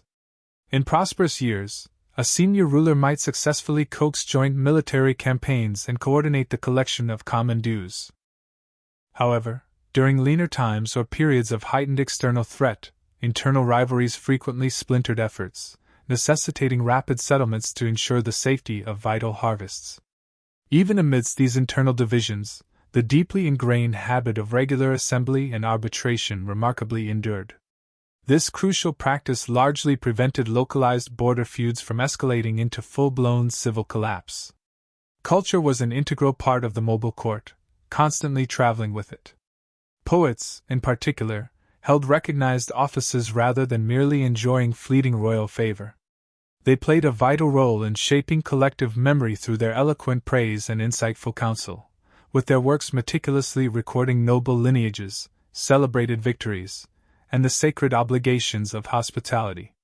This vibrant literary output profoundly influenced early Welsh law and the broader court culture, affording Powisian poets a respected voice and significant cultural influence that resonated far beyond the kingdom's geographical borders. Ecclesiastical sites, strategically located along riverbeds, served as crucial anchors for both learning and significant landholding within the kingdom. Clerics at these sites formally witnessed land grants, diligently maintained obituaries, and educated future heirs on how to read important names and calculate various dues. In doing so, they skillfully blended spiritual authority with essential practical administration. By the 12th century, the external pressures bearing down on Powys grew noticeably sharper and more intense. Norman lords steadily advanced from the east, systematically constructing motte and bailey castles along strategic roads and near vital mills. They began to demand hostages or rents from communities that had historically owed allegiance solely to Powys. Concurrently, more powerful Welsh principalities to the north and west began to draw lesser rulers into their own expanding orbits through a combination of strategic marriages and formal treaties. Powys bravely adapted to these dual pressures, often shifting its court locations, forging new alliances, and even conceding certain peripheral districts in order to retain control of its core valleys. Nevertheless, its autonomy progressively narrowed as new chains of formidable castles and standardized tax systems took firm root. Offa's Dyke stands as one of medieval Europe's most extensive and impressive earthworks. On the ground, this monumental structure physically served as Powys's de facto dividing line, a tangible boundary in a contested landscape. Several former tribal districts, including Pembrokeshire, Carmarthenshire, and neighboring cantrefs, progressively aligned under rulers who possessed the unique ability to move men along swift coastal tracks with the same ease and efficiency as along their familiar ridgeways. This new kingdom ultimately formed as local elites meticulously stitched together numerous independent estates into a coherent, centralized authority. This new power effectively collected dues, rigorously enforced sworn oaths, and ensured the continuous, efficient operation of its vital harbors. The very geography of Dyfed was defined by its extensive coastline. The region's numerous bays, estuaries, and islands offered ideal havens for vessels. Here, ships could easily beach, load valuable commodities like tin and hides, and swiftly depart, often before any land-based army could effectively mobilize or respond. These strong maritime connections profoundly influenced Dyfed's political strategies and economic prosperity. Key ports, particularly those situated on St. Bride's Bay and within the sheltered Milford Haven waters, served as vital conduits for trade and traffic flowing from Ireland and the North Channel. Meanwhile, smaller inlets along Cardigan Bay facilitated brisk, localized coastal trade. Consequently, individuals with crucial seafaring skills, fishermen, experienced pilots, and skilled shipwrights, evolved into strategic assets, recognized by rulers who understood that robust vessels were as indispensable to their power as powerful cavalry. While inland river valleys provided essential grain and pasture, the ruling court wisely channeled resources into developing critical coastal infrastructure, building landing places, establishing beacon points for navigation and warning, and constructing secure storehouses close to the shore. In times of peril, whether from severe storms or marauding raiders, coastal communities would quickly evacuate to nearby fortified strongholds.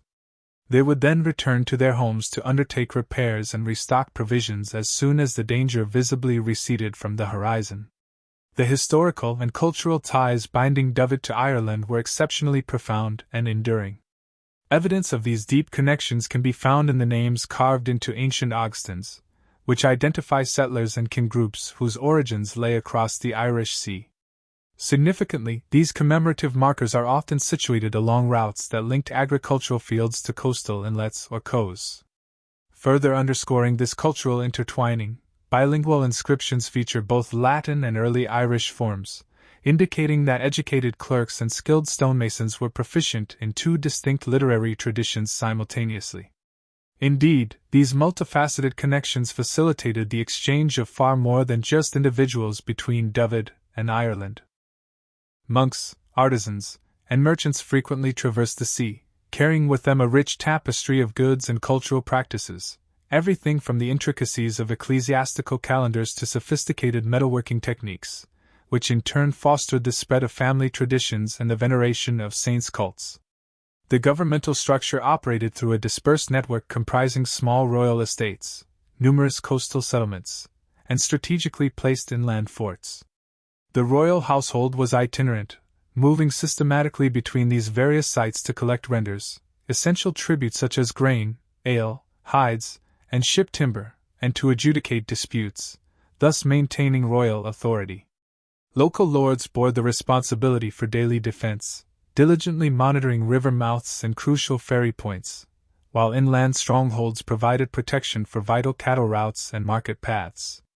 This decentralized yet coordinated model of governance ensured the realm remained remarkably responsive to threats and opportunities. For instance, a single beacon signal, ignited on a bay or prominent headland, could rapidly muster a levy of local defenders to the water's edge, often before a raiding party could even identify a vulnerable target. The 9th century heralded a period of significant new pressures for Dyfed. Viking longships began to systematically explore the region's coves and river mouths, initially for swift, opportunistic raids. Over time, their activities evolved to include wintering over and establishing guarded trading posts. These disruptive Viking raids scattered livestock herds, severely hampered the operation of vital toll points, and even led to the occasional creation of mixed communities, which in turn necessitated the establishment of new social and legal frameworks. In response to these multifaceted challenges, Dyfed's leaders employed a flexible strategy, alternating between making payments to the Vikings, launching retaliatory counter-raids, and forging strategic alliances with neighboring polities to mitigate the strain on the kingdom. In certain seasons, Dyfed's own fleets would assemble, embarking on punitive expeditions across the Irish Sea. During other periods, the court would recalibrate existing dues and taxes, directing resources towards replacing lost livestock and rebuilding damaged granaries, ensuring the kingdom's resilience. Significantly, Dyfed's religious centers conferred upon the kingdom an elevated standing that extended far beyond its geographical borders. The prominent ecclesiastical site of St. David's, located near the kingdom's western extremity, attracted numerous pilgrims traveling along the roads that crisscrossed the peninsula. Its influential clergy actively maintained extensive contacts, reaching royal courts not only in Ireland but also further afield. Bishops played crucial roles, witnessing land grants, mediating disputes between local lords, and serving as pillars of literacy that benefited both the church and the burgeoning state administration. Generous donations of land and the granting of immunities created strong, enduring ties between aristocratic estates and religious altars. Furthermore, religious festivals became vibrant market days, drawing crowds and facilitating the movement of goods along the coast. As time progressed, political influence within the region gradually shifted south and east, largely catalyzed by the ascendance of Deheubarth. Through strategic dynastic unions, the royal estates of Dyfed were progressively integrated into this expanding political framework. Consequently, the vital sea lanes that had once been instrumental in defining Dyfed as an independent kingdom continued to serve as economic lifelines, now feeding the prosperity of a much broader principality. Kent's unique geographical position, directly facing the English Channel, meant that this narrow body of water profoundly influenced the formation and development of its early kingdom. During the 5th and 6th centuries, migrants from the European continent established settlements across the southeast, gravitating towards fertile soils and utilizing the pre-existing network of Roman roads. From these initial settlements, royal households expanded, developing into a structured system of estates capable of collecting renders and mustering effective war bands. This pronounced coastal orientation was of paramount importance. Its numerous ports and coastal ferries facilitated vital connections not only with other English shores but also, crucially, with the powerful Frankish realms across the Channel. In this dynamic cross-channel environment, trade, strategic marriages, and diplomatic initiatives could be conducted with far greater speed and efficiency than along Britain's more arduous inland routes. These strong cross-channel connections left an indelible imprint on both Kentish governance and societal fashion.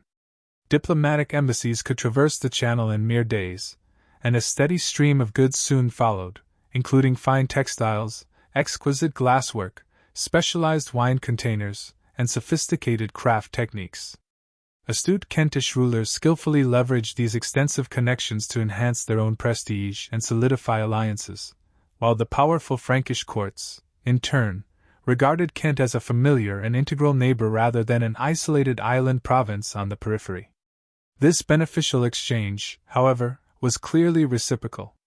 Concepts concerning governance, monetary systems, and elaborate court ceremonies traveled freely with diplomatic gifts and royal brides, thereby imbuing Kent with a distinctive continental accent that noticeably differentiated it from other emerging English kingdoms.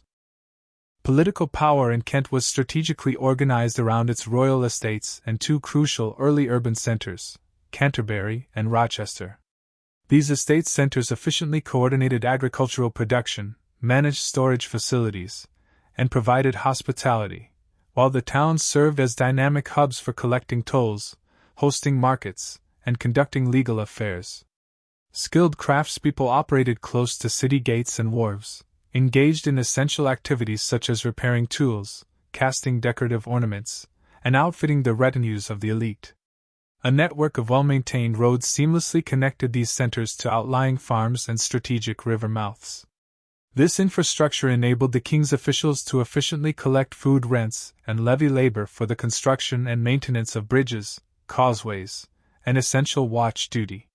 Such an intricate administrative network empowered rulers to levy taxes not only on agricultural harvests but also on the movement of goods and people. The advent of religious change introduced a profound new layer to Kentish society and governance.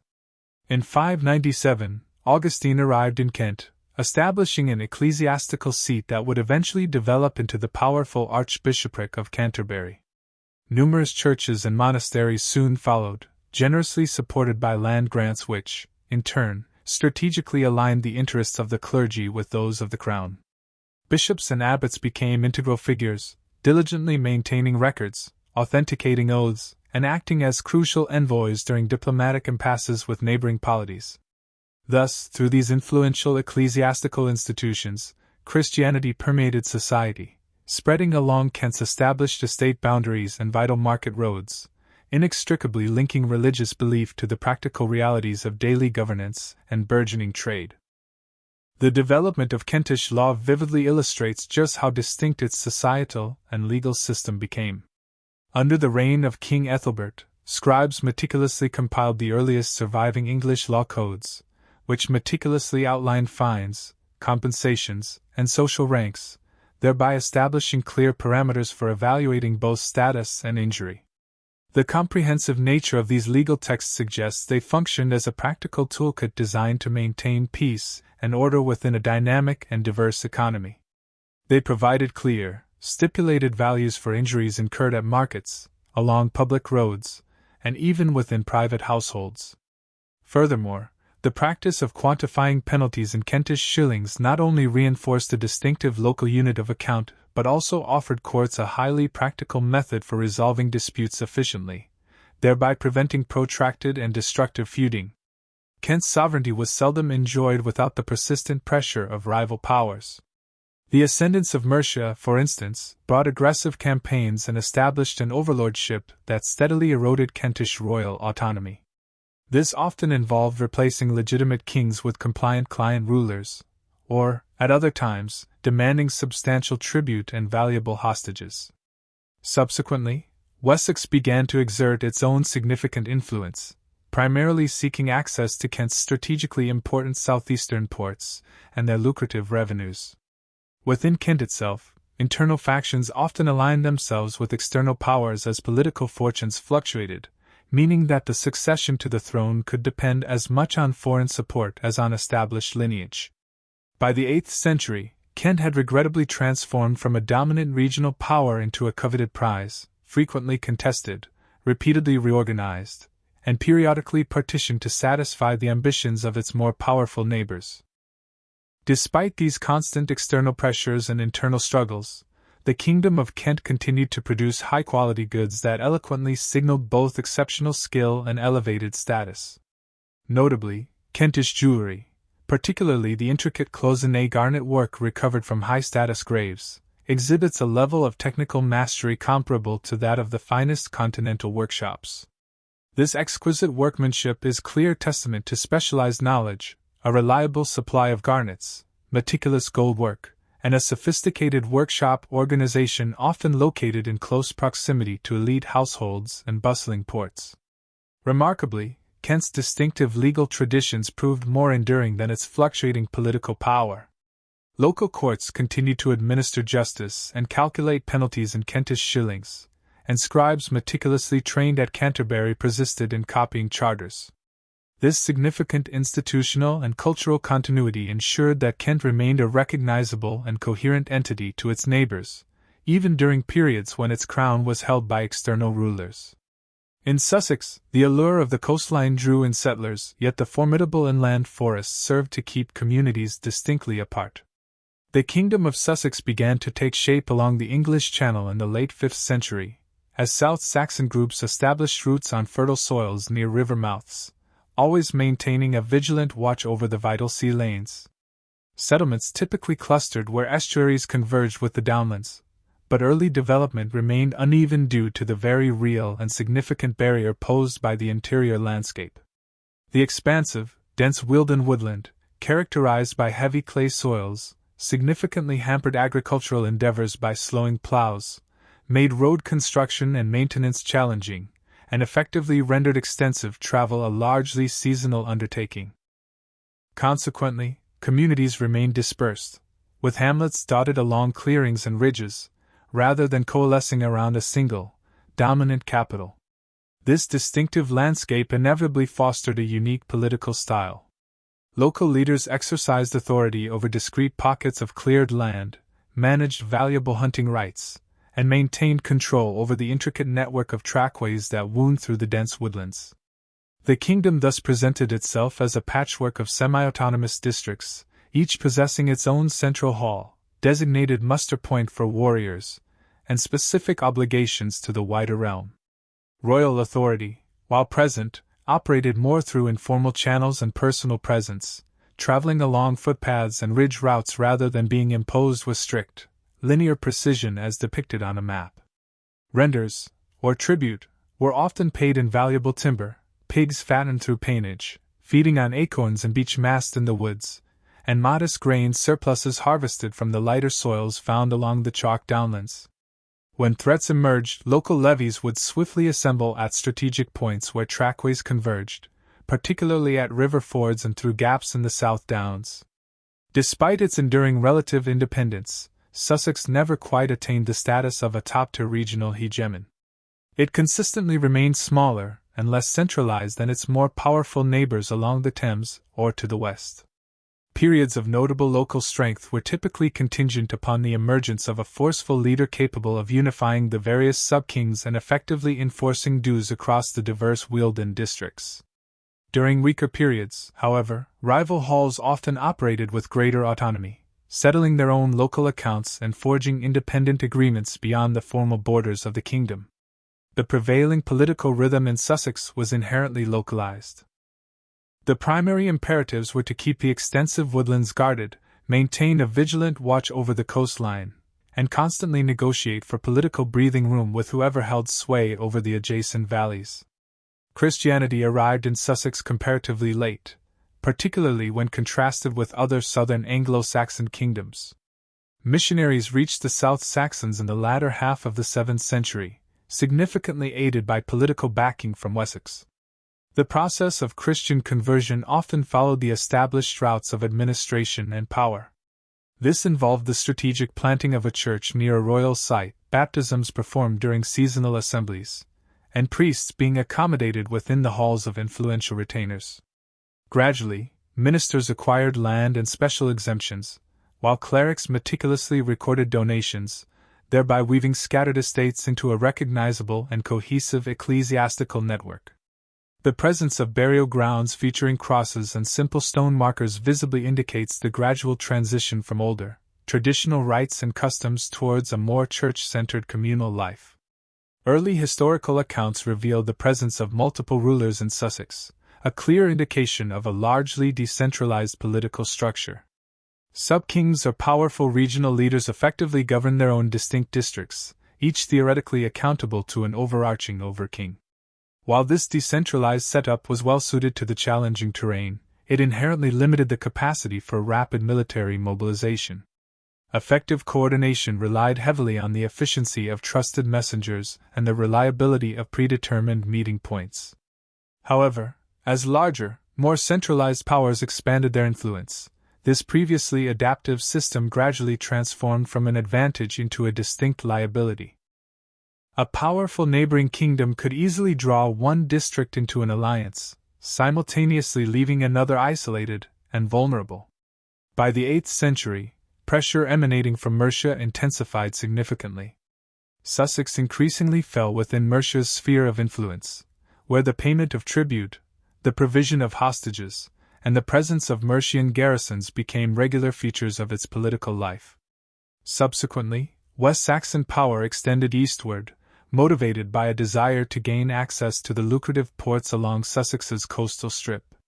Fuller integration then ensued, initially through the imposition of overlordship and participation in joint military campaigns, followed by a more profound administrative absorption that gradually aligned Sussex's judicial and fiscal practices with those of a larger, ascendant southern polity. Archaeological findings have proven invaluable in filling the gaps left by the often sparse written records concerning Sussex. Excavations at coastal trading sites now reveal a vibrant cross-channel exchange, far more extensive than surviving texts indicate, with a steady flow of imported goods entering local markets situated near harbors and river mouths. Aerial surveys have meticulously traced the Chichester dikes, impressive, long linear earthworks that once constituted a significant part of a sophisticated defensive landscape, clearly pointing to a capacity for organized labor and strategic planning. Geographically, Sussex retains a dense cluster of place names ending in ing, a clear linguistic indicator of clan-based settlements and the fragmented social structure that characterized its early governance. From its channel shore to the edge of its deep forests, this consistent pattern elucidates how Sussex came into being, how it managed to persist for centuries, and ultimately, how it eventually yielded to the dominance of its larger and more powerful neighbors. The Kingdom of Essex emerged along the Thames estuary, a dynamic zone where river and sea converged, creating an incessant flow of traffic and commerce. Early East Saxon rulers derived their authority and power from strategically important settlements crucial for both transportation and economic revenue. These included London to the west, Malden situated on the Blackwater estuary, and Colchester, strategically located on the remnants of the old Roman road grid. Controlling key landing points, ferries, and causeways enabled kings to levy taxes on goods passing through and to safeguard access to vital resources like salt, fish, and fertile pasture lands. Royal estates situated near tidal waters reliably supplied grain and livestock to the royal households, while well-maintained inland routes connected agricultural clusters to bustling market points at crucial river crossings. The imposing Roman walls of Colchester continued to provide a formidable defensive stronghold, and Malden's strategic causeway served as a critical control point for coastal shipping. Indeed, trade was the defining characteristic of Essex's early significance and prosperity. Barges diligently plied the channels of the Thames, transporting commodities like timber, hides, and metalwork between numerous creeks and wharves, while larger seagoing vessels ventured forth to ports on both the Kentish and continental shores. The collection of tolls at strategic fords and landing places provided a consistent and substantial source of revenue. The unique geography of river islands and marshy edges naturally formed effective checkpoints, allowing royal officials to control traffic flows without needing to station garrisons at every single bend. This favorable geography particularly benefited local elites who possessed boats, were responsible for maintaining vital embankments, and oversaw watchmen stationed at critical beacon points. When naval fleets were required to assemble, they did so in accordance with predictable tide windows, and royal agents meticulously timed the collection of levies and the organization of portage to align perfectly with these natural cycles. In Essex, the adoption of Christianity was a tumultuous process. It arrived, then receded, only to return before finally becoming firmly established. Early in the 7th century, missionaries successfully converted some East Saxon rulers, leading to the construction of churches near royal residences and within old Roman precincts. However, within a generation, a combination of political setbacks and shifting alliances led to a reversion to older, pre-Christian practices in various parts of the realm. Clergy consequently withdrew from certain estates, and burial customs exhibited significant variations across different districts. Subsequent evangelization efforts, bolstered by powerful neighboring kingdoms and renewed episcopal support, more firmly re-established Christian practice.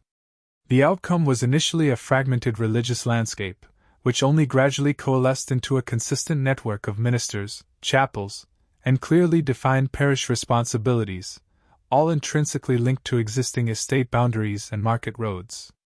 The political structure of Essex mirrored its geographical characteristics.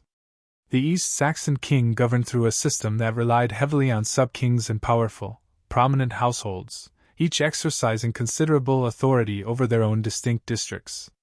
While these local magnates acknowledged royal primacy, paid stipulated dues, and responded to calls for military service, they fiercely safeguarded their local courts and traditional rights.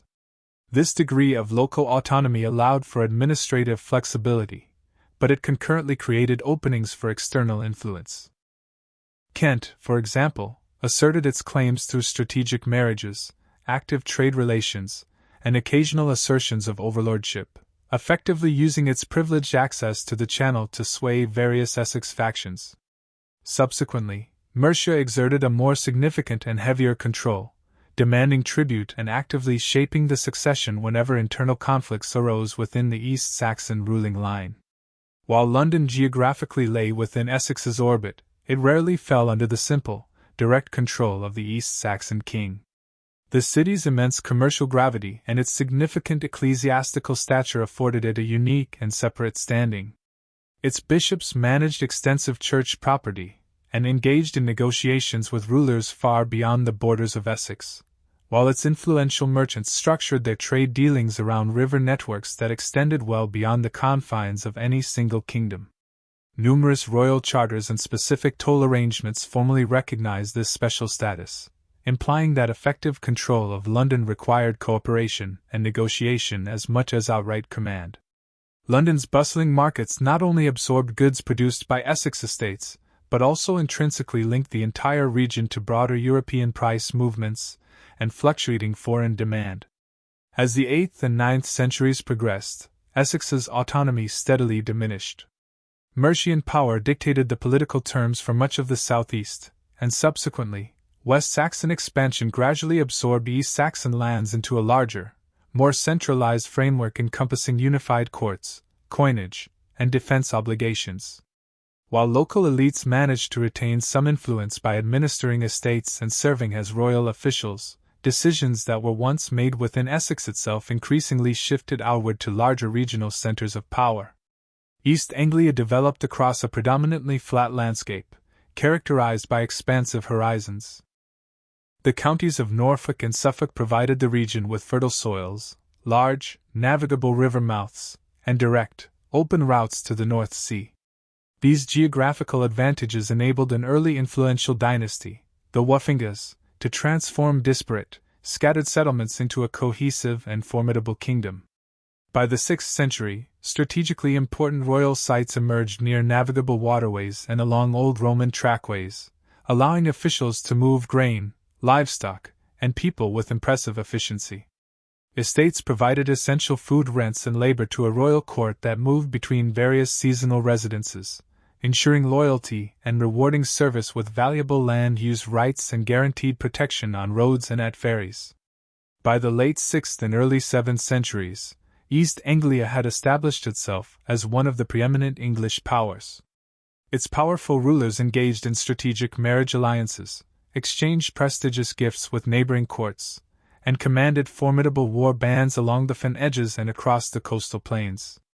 East Anglia's political and military influence largely depended on the ability to move swiftly across its flat terrain and, crucially, on controlling key river crossings. Consequently, bridges, fords, and causeways held greater strategic importance than natural hill forts.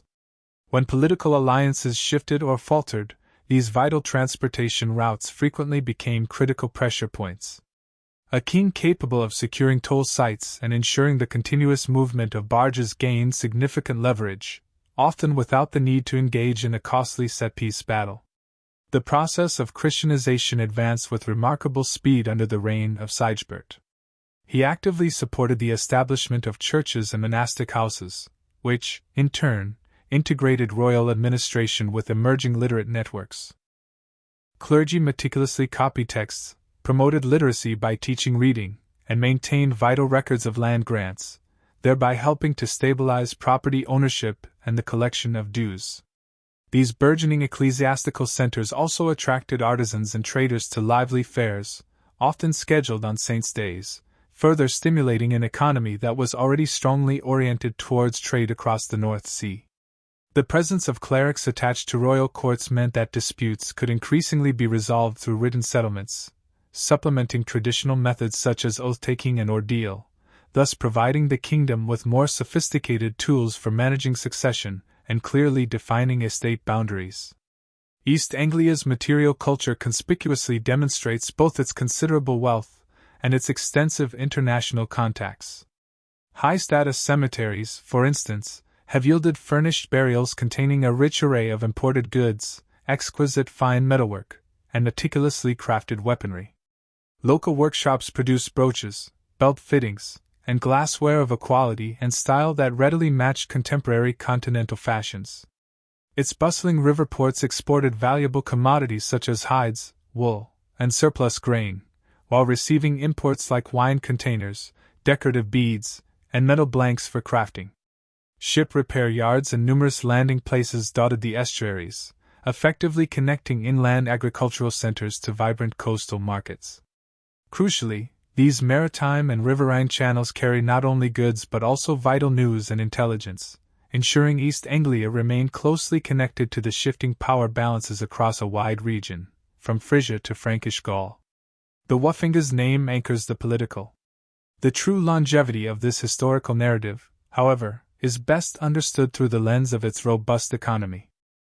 Its flat, fertile arable fields were a constant source of steady agricultural yields, while the ancient practice of salt-making along the extensive mudflats provided a dependable and vital surplus. To maintain order and extract resources, skilled administrators effectively connected royal estates with their more distant holdings via appointed reeves, who diligently enforced the collection of dues and organized military musters. Crucially, in times of impending danger, vital messages could be relayed downriver with far greater speed than any mounted envoy could achieve traversing the rugged uplands. This superior coordination enabled the rapid mobilization of levies along well-established routes and, significantly, ensured the protection of harvests that were essential for funding both royal retinues and supporting the influential church patronage system. The 9th century ushered in a new and formidable challenge in the form of sustained Viking pressure. What initially began as seasonal strikes, primarily targeting vulnerable monasteries and bustling markets for plunder, soon escalated dramatically. These raids evolved into prolonged overwintering occupations and eventually hardened into explicit political demands for territory and tribute.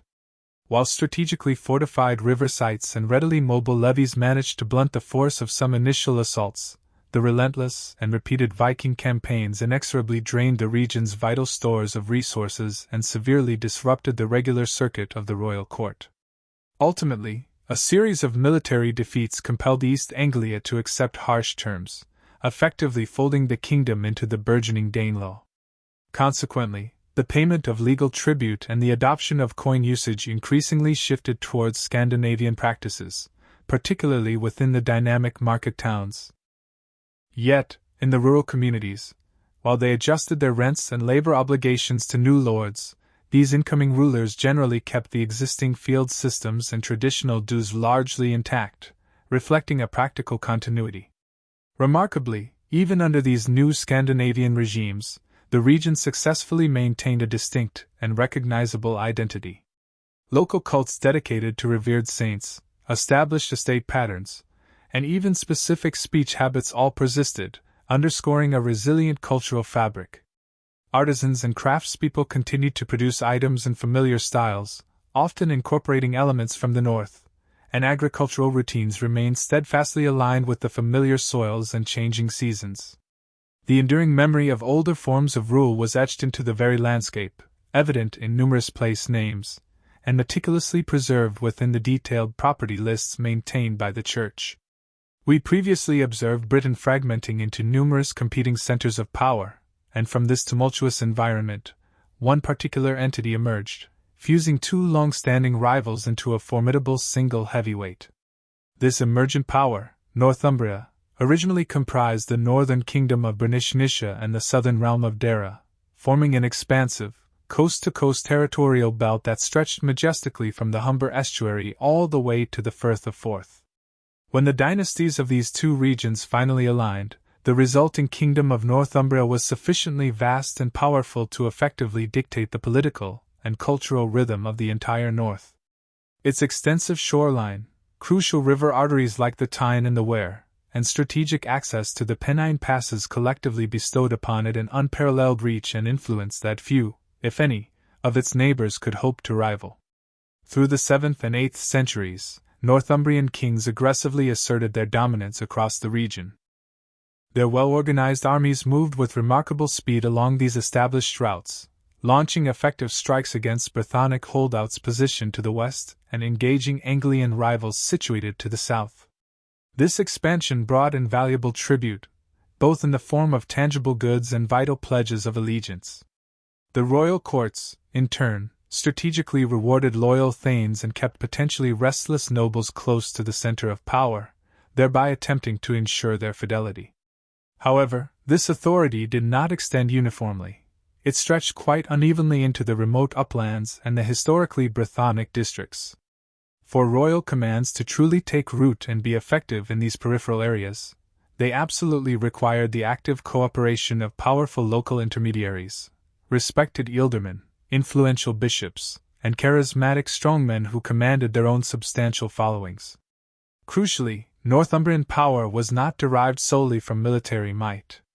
Influential monasteries, such as those at Lindisfarne, Wearmouth Jarrow, and Whitby, emerged as vibrant cultural and intellectual hubs, attracting considerable talent, significant wealth, and widespread attention.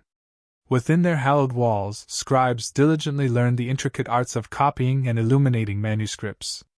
Skilled craftsmen meticulously mixed precious pigments, while dedicated teachers educated and trained a highly competent clerical class, adept not only at managing vast estates but also at advising rulers on matters of governance and law. These esteemed monastic houses served as vital conduits, actively importing invaluable books and innovative ideas from across the continent, and in turn, diligently exporting their accumulated learning and wisdom far beyond Northumbria's borders. This intellectual and cultural output traveled extensively with diplomatic envoys and devout pilgrims, ensuring that Northumbria's burgeoning reputation spread far beyond its immediate borders, thereby significantly bolstering royal prestige and authority back home. Nevertheless, internal rivalries between powerful lineages persistently strained the kingdom's political framework. The Bernician and Darran factions, in particular, frequently championed different heirs, forcing a complex weighing of ancient loyalties against expedient new political bargains. Any monarch who owed his crown primarily to one faction inevitably risked alienating the other, leading to a turbulent narrative punctuated by coups, exiles, and dramatic, sudden reversals of fortune. While some reigns managed to stabilize the Northumbrian Union for periods, others saw it fractured and weakened for years on end. Though political boundaries might appear firm on parchment maps, the reality on the ground was far more fluid. The sworn oath of a powerful local lord or the unwavering support of an influential bishop could literally tip the allegiance of entire districts. Religion, too, played a pivotal role in shaping the kingdom's destiny. A landmark decision was reached at the Synod of Whitby in 664, which effectively resolved competing ecclesiastical practices by aligning definitively with Roman traditions. This crucial choice standardized the method for calculating Easter and harmonized monastic customs, thereby drawing Northumbria more tightly into the broader Christian networks of the south and across the English Channel. This strategic move brought a welcome uniformity to religious liturgy and church governance, which, in turn, proved remarkably beneficial for royal administration. A universally shared calendar and a consistent rule book greatly simplified the coordination of taxes, particularly those paid in kind, facilitated the hosting of important assemblies, and made the mobilization of men for military service far more efficient. The late 8th century heralded the advent of a perilous new pressure, the Viking Age. Marauding raiding parties began to strike vulnerable coastal targets with alarming frequency, and the devastating attack on Lindisfarne in 793 served as a stark and terrifying signal that even the most sacred and revered centers were no longer safe from predatory incursions. Monasteries, ironically, often concentrated their wealth in easily portable forms, precious books, valuable metals, and robust livestock, thus rendering them irresistible targets for plunder, even as they continued to serve as vital patrons of learning and culture. These relentless raids severely disrupted the established estate cycles, profoundly destabilized coastal lordships, and crucially, compelled Northumbrian rulers to divert dwindling resources towards immediate defense and urgent diplomacy, rather than pursuing further expansion. As the 9th century progressed, southern Northumbria gradually succumbed to Scandinavian control, ultimately becoming an integral part of the Danelaw. With this shift came a fundamental alteration in law codes, market practices, and the very nature of leadership, aligning them more closely with Scandinavian traditions. Meanwhile, to the north of the River Tees, stretching into the ancient Bernician heartlands, centralized power fractured significantly, giving rise to numerous smaller polities. These emergent local powers were forced to engage in complex negotiations and opportunistic alliances with both the dominant Scandinavian leaders of the north, as well as with the neighboring Scots and English kings. Authority effectively reverted to a local level, and the very survival of these fragmented communities became entirely dependent upon their ability to forge flexible and pragmatic alliances. Despite this period of political decline, Northumbrian scribes notably continued to pursue artistic and intellectual excellence.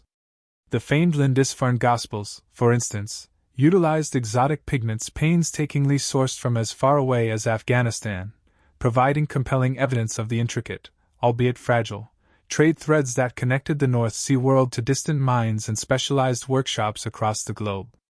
Concurrently, a prodigious writer at Jarrow meticulously compiled a foundational history that established a lasting template for how early medieval peoples would subsequently conceptualize and chronicle time, the reigns of kings, and the enduring role of the Church. Even amidst its waning influence, the North successfully preserved enduring echoes of its earlier imperial grandeur. Ancient hill forts found new life as local courts, vital seaways were patrolled by diverse crews, and monasteries, bravely rebuilt after devastating fires, demonstrated the same stubborn confidence that had originally ignited their scriptoria. Northumbria's profound story effectively set the stage for much that unfolded in the wider north. Now, our focus shifts southward, as the dynamic Midlands step forward into the historical spotlight. Mercia, a dominant power, burgeoned strategically along the intricate network of rivers that effectively bisected central England from east to west, notably the Trent, the Severn, and their extensive web of tributaries. These waterways served as vital arteries, efficiently transporting food rents, iron ore from sylvan smelters, precious salt extracted from brine pits, and news that could travel as swiftly as a horse could ford the river. Key settlements naturally clustered at strategic crossings and fords, where the imposition of tolls and the provision of hospitality forged strong bonds between local elites and a peripatetic royal court that frequently shifted between various palace sites. It was from these crucial nodes that Mercia skillfully learned to project its formidable force, even while its central administration remained dynamic and mobile. Mercian rulers masterfully employed a dual strategy of both military might, spear, and diplomatic persuasion, handshake. They ruthlessly campaigned to dismantle rival coalitions, then cemented new political settlements through strategic marriages, the practice of fosterage, and solemn oaths. Consequently, the smaller kingdoms along Mercia's borders, such as the Hwicce to the west, Lindsey nestled between the rivers in the northeast, and other territories in the southeast, found Mercian overlordship exceedingly difficult to resist, especially when it was offered as an attractive package combining tribute, military protection, and a valued place at important royal assemblies. Mercia's military levies, expertly organized, could be rapidly deployed along the river valleys within a matter of days, while swift messengers conveyed precise instructions to reeves who were tasked with managing essential food supplies and overseeing the critical bridge works that ensured these levies could remain constantly on the move. The very landscape of Mercia provided distinct advantages. Extensive wetlands not only teemed with fish but also harnessed water power to drive essential millstones, while the uplands reliably supplied charcoal for smiths who expertly forged vital spearheads and other metal fittings. Market days flourished around influential minsters and royal villas, acting as bustling centers where priests meticulously recorded gifts and mediated disputes, and where royal reeves diligently counted hides and precisely tallied renders in ale, honey, and livestock. A shrewd king could significantly tighten his control by strategically founding a new minster, generously granting lands to it, and then carefully stationing loyal clerics within its walls, individuals who possessed the crucial skills to read, account, and preach not only salvation but also unwavering obedience to royal authority. Mercia truly reached its zenith under the formidable reign of King Offa. He effectively drew tribute from the wealthy southeast, engaged in sophisticated diplomatic discussions with his peers across the English Channel, and famously demarcated his kingdom's borders with a monumental statement of labour and imperial intent, the massive earthwork now known as Offa's Dyke, which ran imposingly alongside the Welsh frontier. Offa minted coinage extensively, meticulously regulated weights, and successfully integrated coin usage into a consistent, stable system that strongly favoured flourishing trade. Courts operating under his overarching authority skillfully arbitrated rivalries among powerful earls and influential churchmen, thereby ensuring that these magnates remained deeply invested in a period of peace largely orchestrated and maintained by his firm hand. When Offa needed to curb unruly neighbours, he did so through rapid and decisive campaigns, which were only possible because military routes and essential supplies had been meticulously prepared months in advance. Monasteries and other strategically located administrative hubs were instrumental in providing the Mercian kingdom with its remarkable coherence and stability. These minsters served as vital anchors for extensive estates, generating a steady flow of revenues directly to the royal household, while simultaneously training a crucial cadre of literate clerks who possessed the skills to draft essential charters and offer expert advice on complex property law. Esteemed abbots and abbesses were much more than spiritual leaders. They actively functioned as influential political actors, effectively relaying royal policy, staffing critical diplomatic negotiations, and hosting important councils that were instrumental in smoothing challenging successions or settling potentially destabilizing blood feuds. Their meticulously organized scriptoria tirelessly copied service books for religious observance and, equally importantly, produced legal documents that transformed fleeting oral agreements into binding and enforceable promises. Following Offa's death, the tightly woven fabric of Mercian power began to unravel. His successors grappled with significant factional pressure from deeply entrenched noble families who had amassed considerable wealth and influence through past royal favor. Concurrently, the rising power of Wessex exerted increasing pressure from the south and southwest, strategically using marriage alliances and, at times, sheer force to detach Mercia's client rulers. While some Mercian kings managed to recover a degree of leverage for a period, each such recovery invariably came at the cost of significant concessions, and every concession, in turn, empowered a rival lord who would then naturally expect even more at the subsequent royal gathering. Simultaneously, the arrival of large-scale Scandinavian armies fundamentally disrupted the established patterns of predictable warfare. Fortified garrisons demanded constant payment, vital harvests required extensive protection, and strategic forts were in urgent need of repair. Consequently, territories began to break away, and the political map of Mercia fractured into distinct zones whose allegiance owed as much to powerful local war leaders as it did to any distant royal center. Intriguingly, King Offa had even minted a remarkable gold coin, explicitly modeled on an Islamic dinar and complete with authentic Arabic script. This served as a startling signal that Mercia possessed a keen awareness of, and readily adopted, successful economic practices from broader international markets. Even today, if one traces the county lines on a modern map, such as those of Staffordshire and Derbyshire, one can still discern the enduring imprint of the old Mercian administrative grid, where boundaries meticulously etched for renders and musters profoundly shaped everyday life long after the kingdom's final coronation. Mercia's historical shadow continues to loom large over the Western Midlands.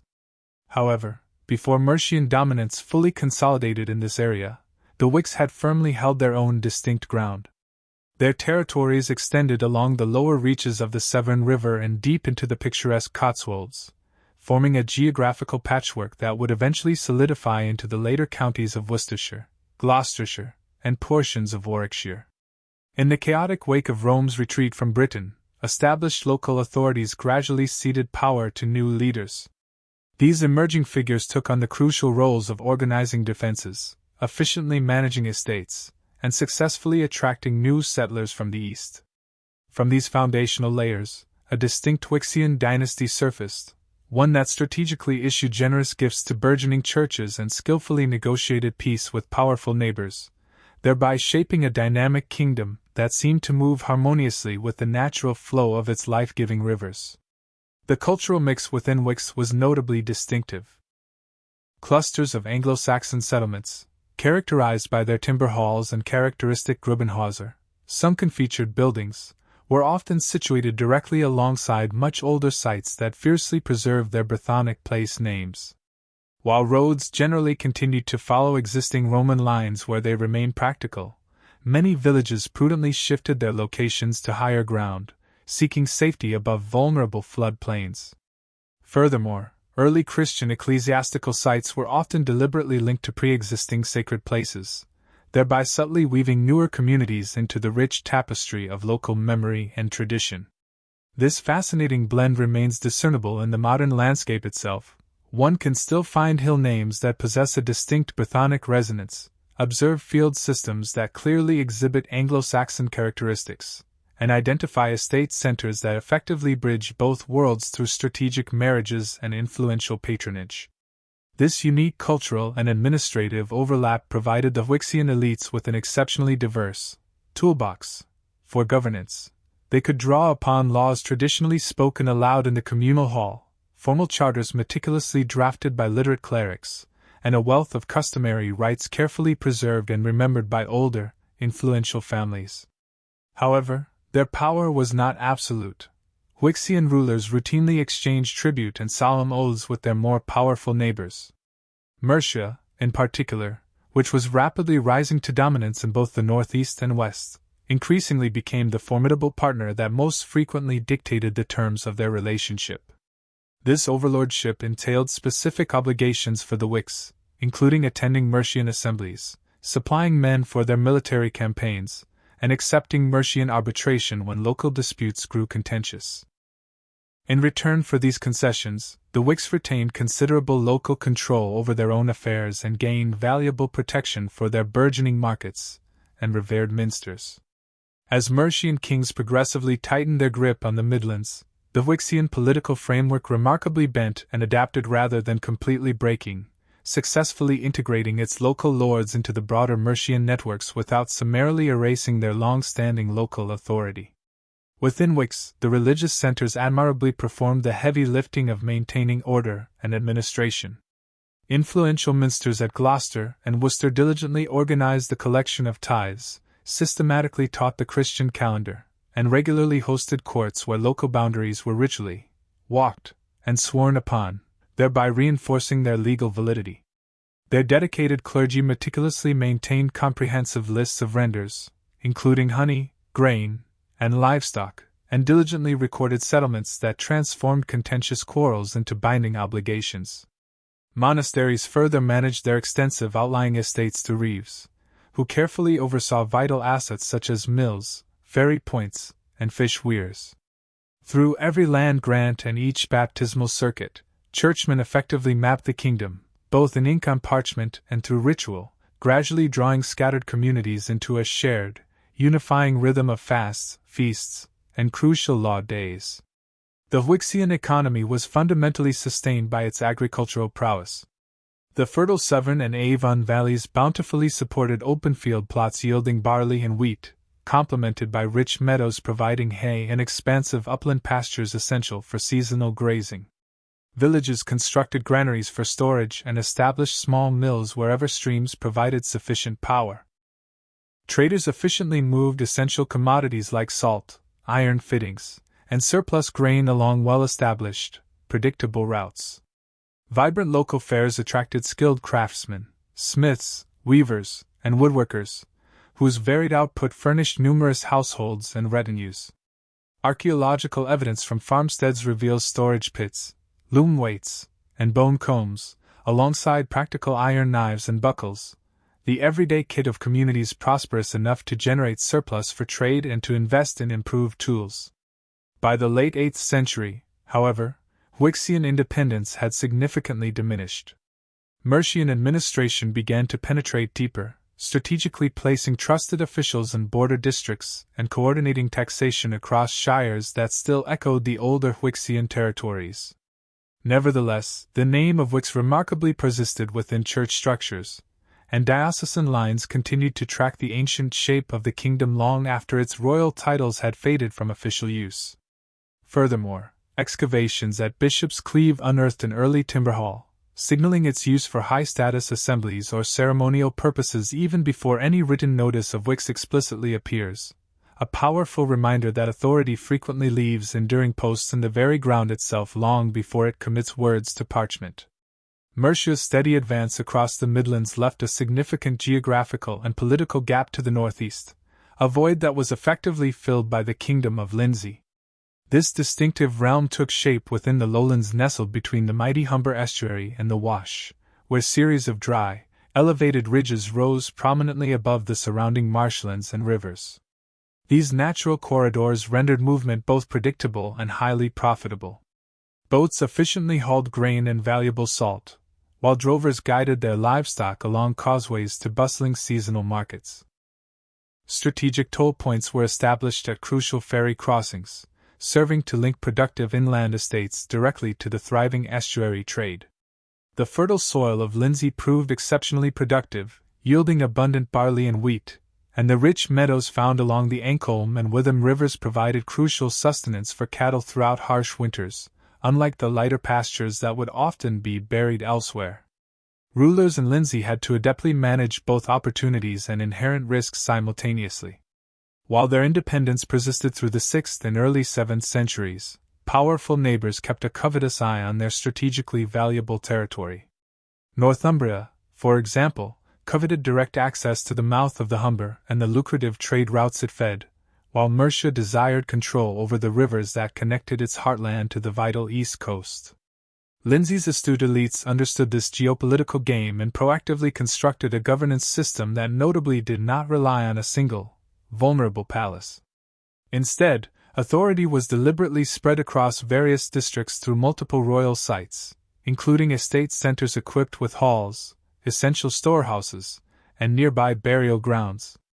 This distributed power structure significantly reduced the danger posed by a single coup attempt and ensured a more consistent collection of renders, as local officials could gather dues directly from where people lived, rather than compelling them to travel to a distant capital. Christian practices reached Lindsey by the mid-century, primarily through dedicated missionaries who traversed the river lines and established early minsters in close proximity to existing older settlements. Churches naturally flourished near market nodes, strategically positioned where priests could effectively reach the largest number of people on important feast days and bustling trading days. Baptismal circuits followed the very same tracks used by toll collectors and royal reeves, and the emergence of new Christian cemeteries signaled the widespread adoption of Christian rites alongside, and sometimes integrated with, older customs. With the arrival of clergy came the crucial skill of literacy, and with literacy came the drafting of formal charters that fixed gifts and established boundaries far more firmly and definitively than fallible human memory alone ever could. Pressure inexorably mounted as both Northumbrian and Mercian kings aggressively sought to draw Lindsey into their respective spheres of influence.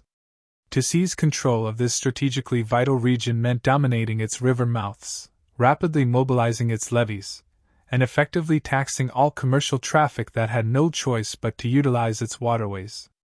Invading armies typically moved along the dry, elevated ridges and established fortified positions at known strategic points. Once a ruler secured these critical river crossings, he possessed the power to compel tribute from all the estates beyond. Consequently, control of Lindsey changed hands more than once throughout this period. Each forceful takeover reset political alliances and invariably led to the issuance of fresh grants on parchment, which formally blessed the new arrangement, while quietly nullifying the old. Archaeology, fortunately, often fills in the rich details that the terse historical annals frequently omit. Lavishly furnished graves vividly illustrate the clear social ranks within Lindseian society. Warriors were interred with their spears, shields, and intricately ornate belts, while women were buried with their treasured beads, elegant brooches, and practical tools for weaving. Imported items frequently appear in some burials and settlements, including delicate glass vessels, exquisitely fine metalwork, and other goods that collectively narrate a compelling story of deep and extensive links to the vibrant North Sea world. Bustling markets established at river landings consistently attracted traders from across the water, and local smiths adeptly learned new styles and advanced techniques that traveled with these foreign merchants. A notable burial at Barrow upon Humber, for instance, yielded a magnificent glass drinking horn originating from the continent, a powerful reminder that Lindsey's elite feasts mirrored sophisticated rituals shared across a vast geographical expanse, from Frisia all the way to the Rhineland. The very land itself eloquently explains the kingdom's ancient name. Lindsey derives from Lindesi, meaning the island of Lenen, a direct reference to the elevated ground that once sat distinctly ringed by extensive wetlands, long before later drainage projects dramatically reshaped the landscape. This unique, island quality proved instrumental in defining its natural borders, effectively slowing down potential invaders, and channeling vital trade into predictable, manageable streams. Even when larger, more dominant powers ultimately absorbed Lindsey, they wisely continued to utilize the same established routes, the same strategic crossings, and many of the very same estate centers. The external badge of authority may have changed, but the underlying administrative and economic machinery remarkably continued to function. Northumbria's ambitions, meanwhile, ultimately stalled at a formidable northern wall comprised of ancient hill forts and mysteriously carved stones. Beyond that defensive line stretched Pictland, a vibrant patchwork of diverse peoples inhabiting northern and eastern Scotland who, despite sharing certain languages, symbols, and customs, ultimately answered to several distinct regional rulers. Over time, shifting alliances and repeated campaigns gradually pulled that loosely connected network of communities toward a more centralized political structure. However, the challenging geography itself strongly encouraged the development of local power bases.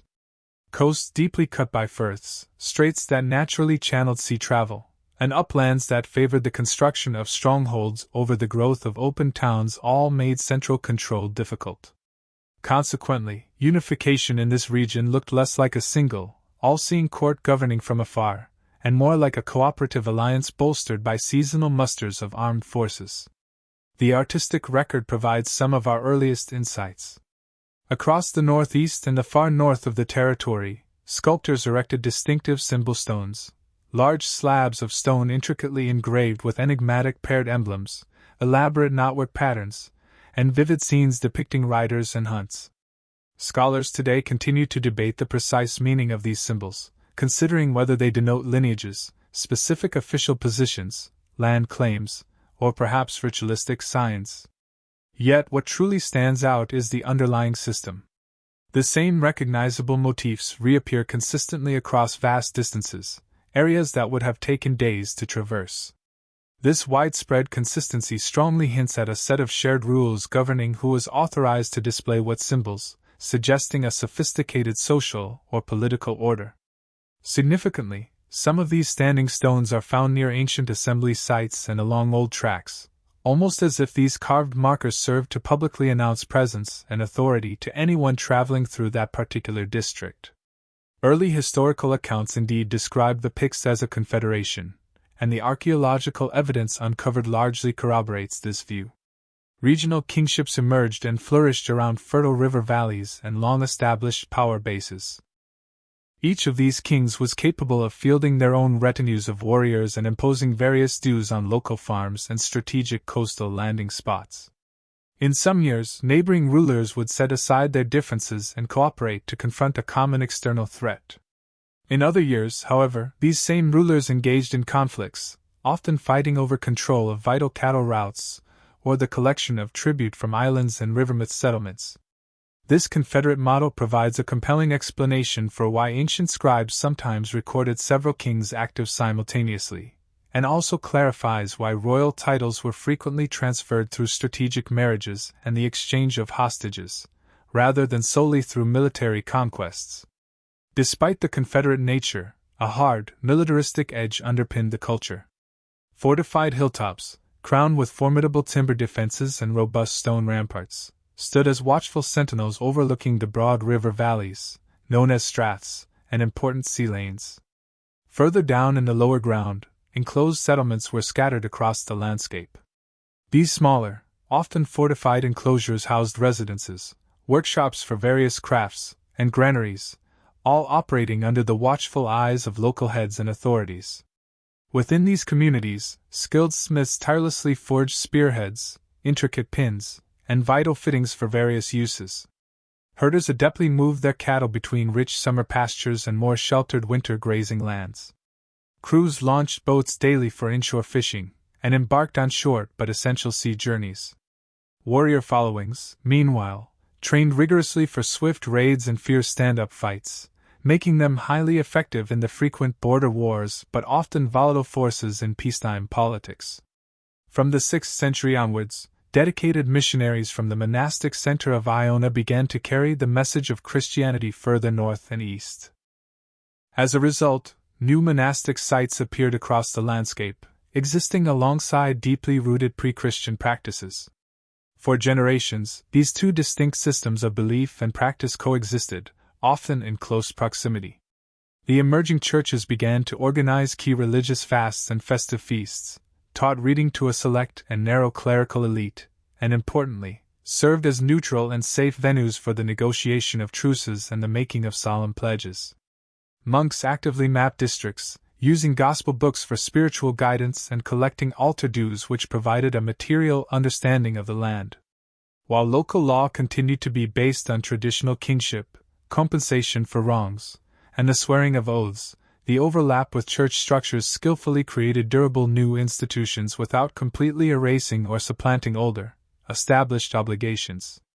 A defining turning point in the region's history was marked by ongoing conflict with the powerful kingdom of Northumbria. Northumbrian campaigns pushed relentlessly into Pictish territory until a decisive clash at Dunnochen in 685 CE finally halted their advance. The significant outcome of this battle was that it secured the frontier and bought precious time for internal consolidation. Leaders who had proven their mettle and prowess in war gained considerable leverage and authority over their rivals, strengthening central power. Control over strategic mountain passes and crucial coastal areas mattered most, as those who could tax shipping and guard vital river fords effectively controlled the flow of wealth throughout the land. By the 9th century, the political landscape shifted once more. Pictish and Gaelic elites began to merge, particularly with the expanding influence of Dal Riata, thereby forming the foundational elements of the emerging kingdom of Alba. Though names and titles undoubtedly changed with this political transformation, essential infrastructure such as forts, churches, and established routes continued to function, serving their vital roles under new banners. The ingrained maritime habit, so crucial to the region, remarkably survived this political shift. Thus, the sea routes that once connected Dal Riata continued to be used, carrying messengers, levies, and dues for an emergent kingdom that strategically faced in two directions, toward the North Sea and back along the Atlantic fringe. Recent scholarship highlights the use of lightweight, hide-covered currachs by fleets for long-distance voyages. These versatile boats handled exceptionally well in various conditions, could be easily beached for landings, and crucially, were reparable using readily available local materials. This design afforded commanders a range and mobility that closely matched the later Viking fleets on many of the same routes. Furthermore, some kings held authority across both sides of the Channel, issuing orders in both Irish districts and the Hebridean Islands. This cross-channel rule effectively transformed title tables into matters of strategic policy, because the critical window for safe sailing precisely dictated who could meet, who would pay tribute, and who would arrive with an armed escort, fundamentally shaping political and economic interactions. It was across these often overlooked kingdoms that the true, complex foundations of Britain ultimately emerged. Not simply from empire or conquest alone, but from centuries of diverse cultures rising, falling, and continually reshaping the island's evolving identity. If you enjoyed uncovering this hidden history, be sure to subscribe for more lost stories the textbooks never taught you.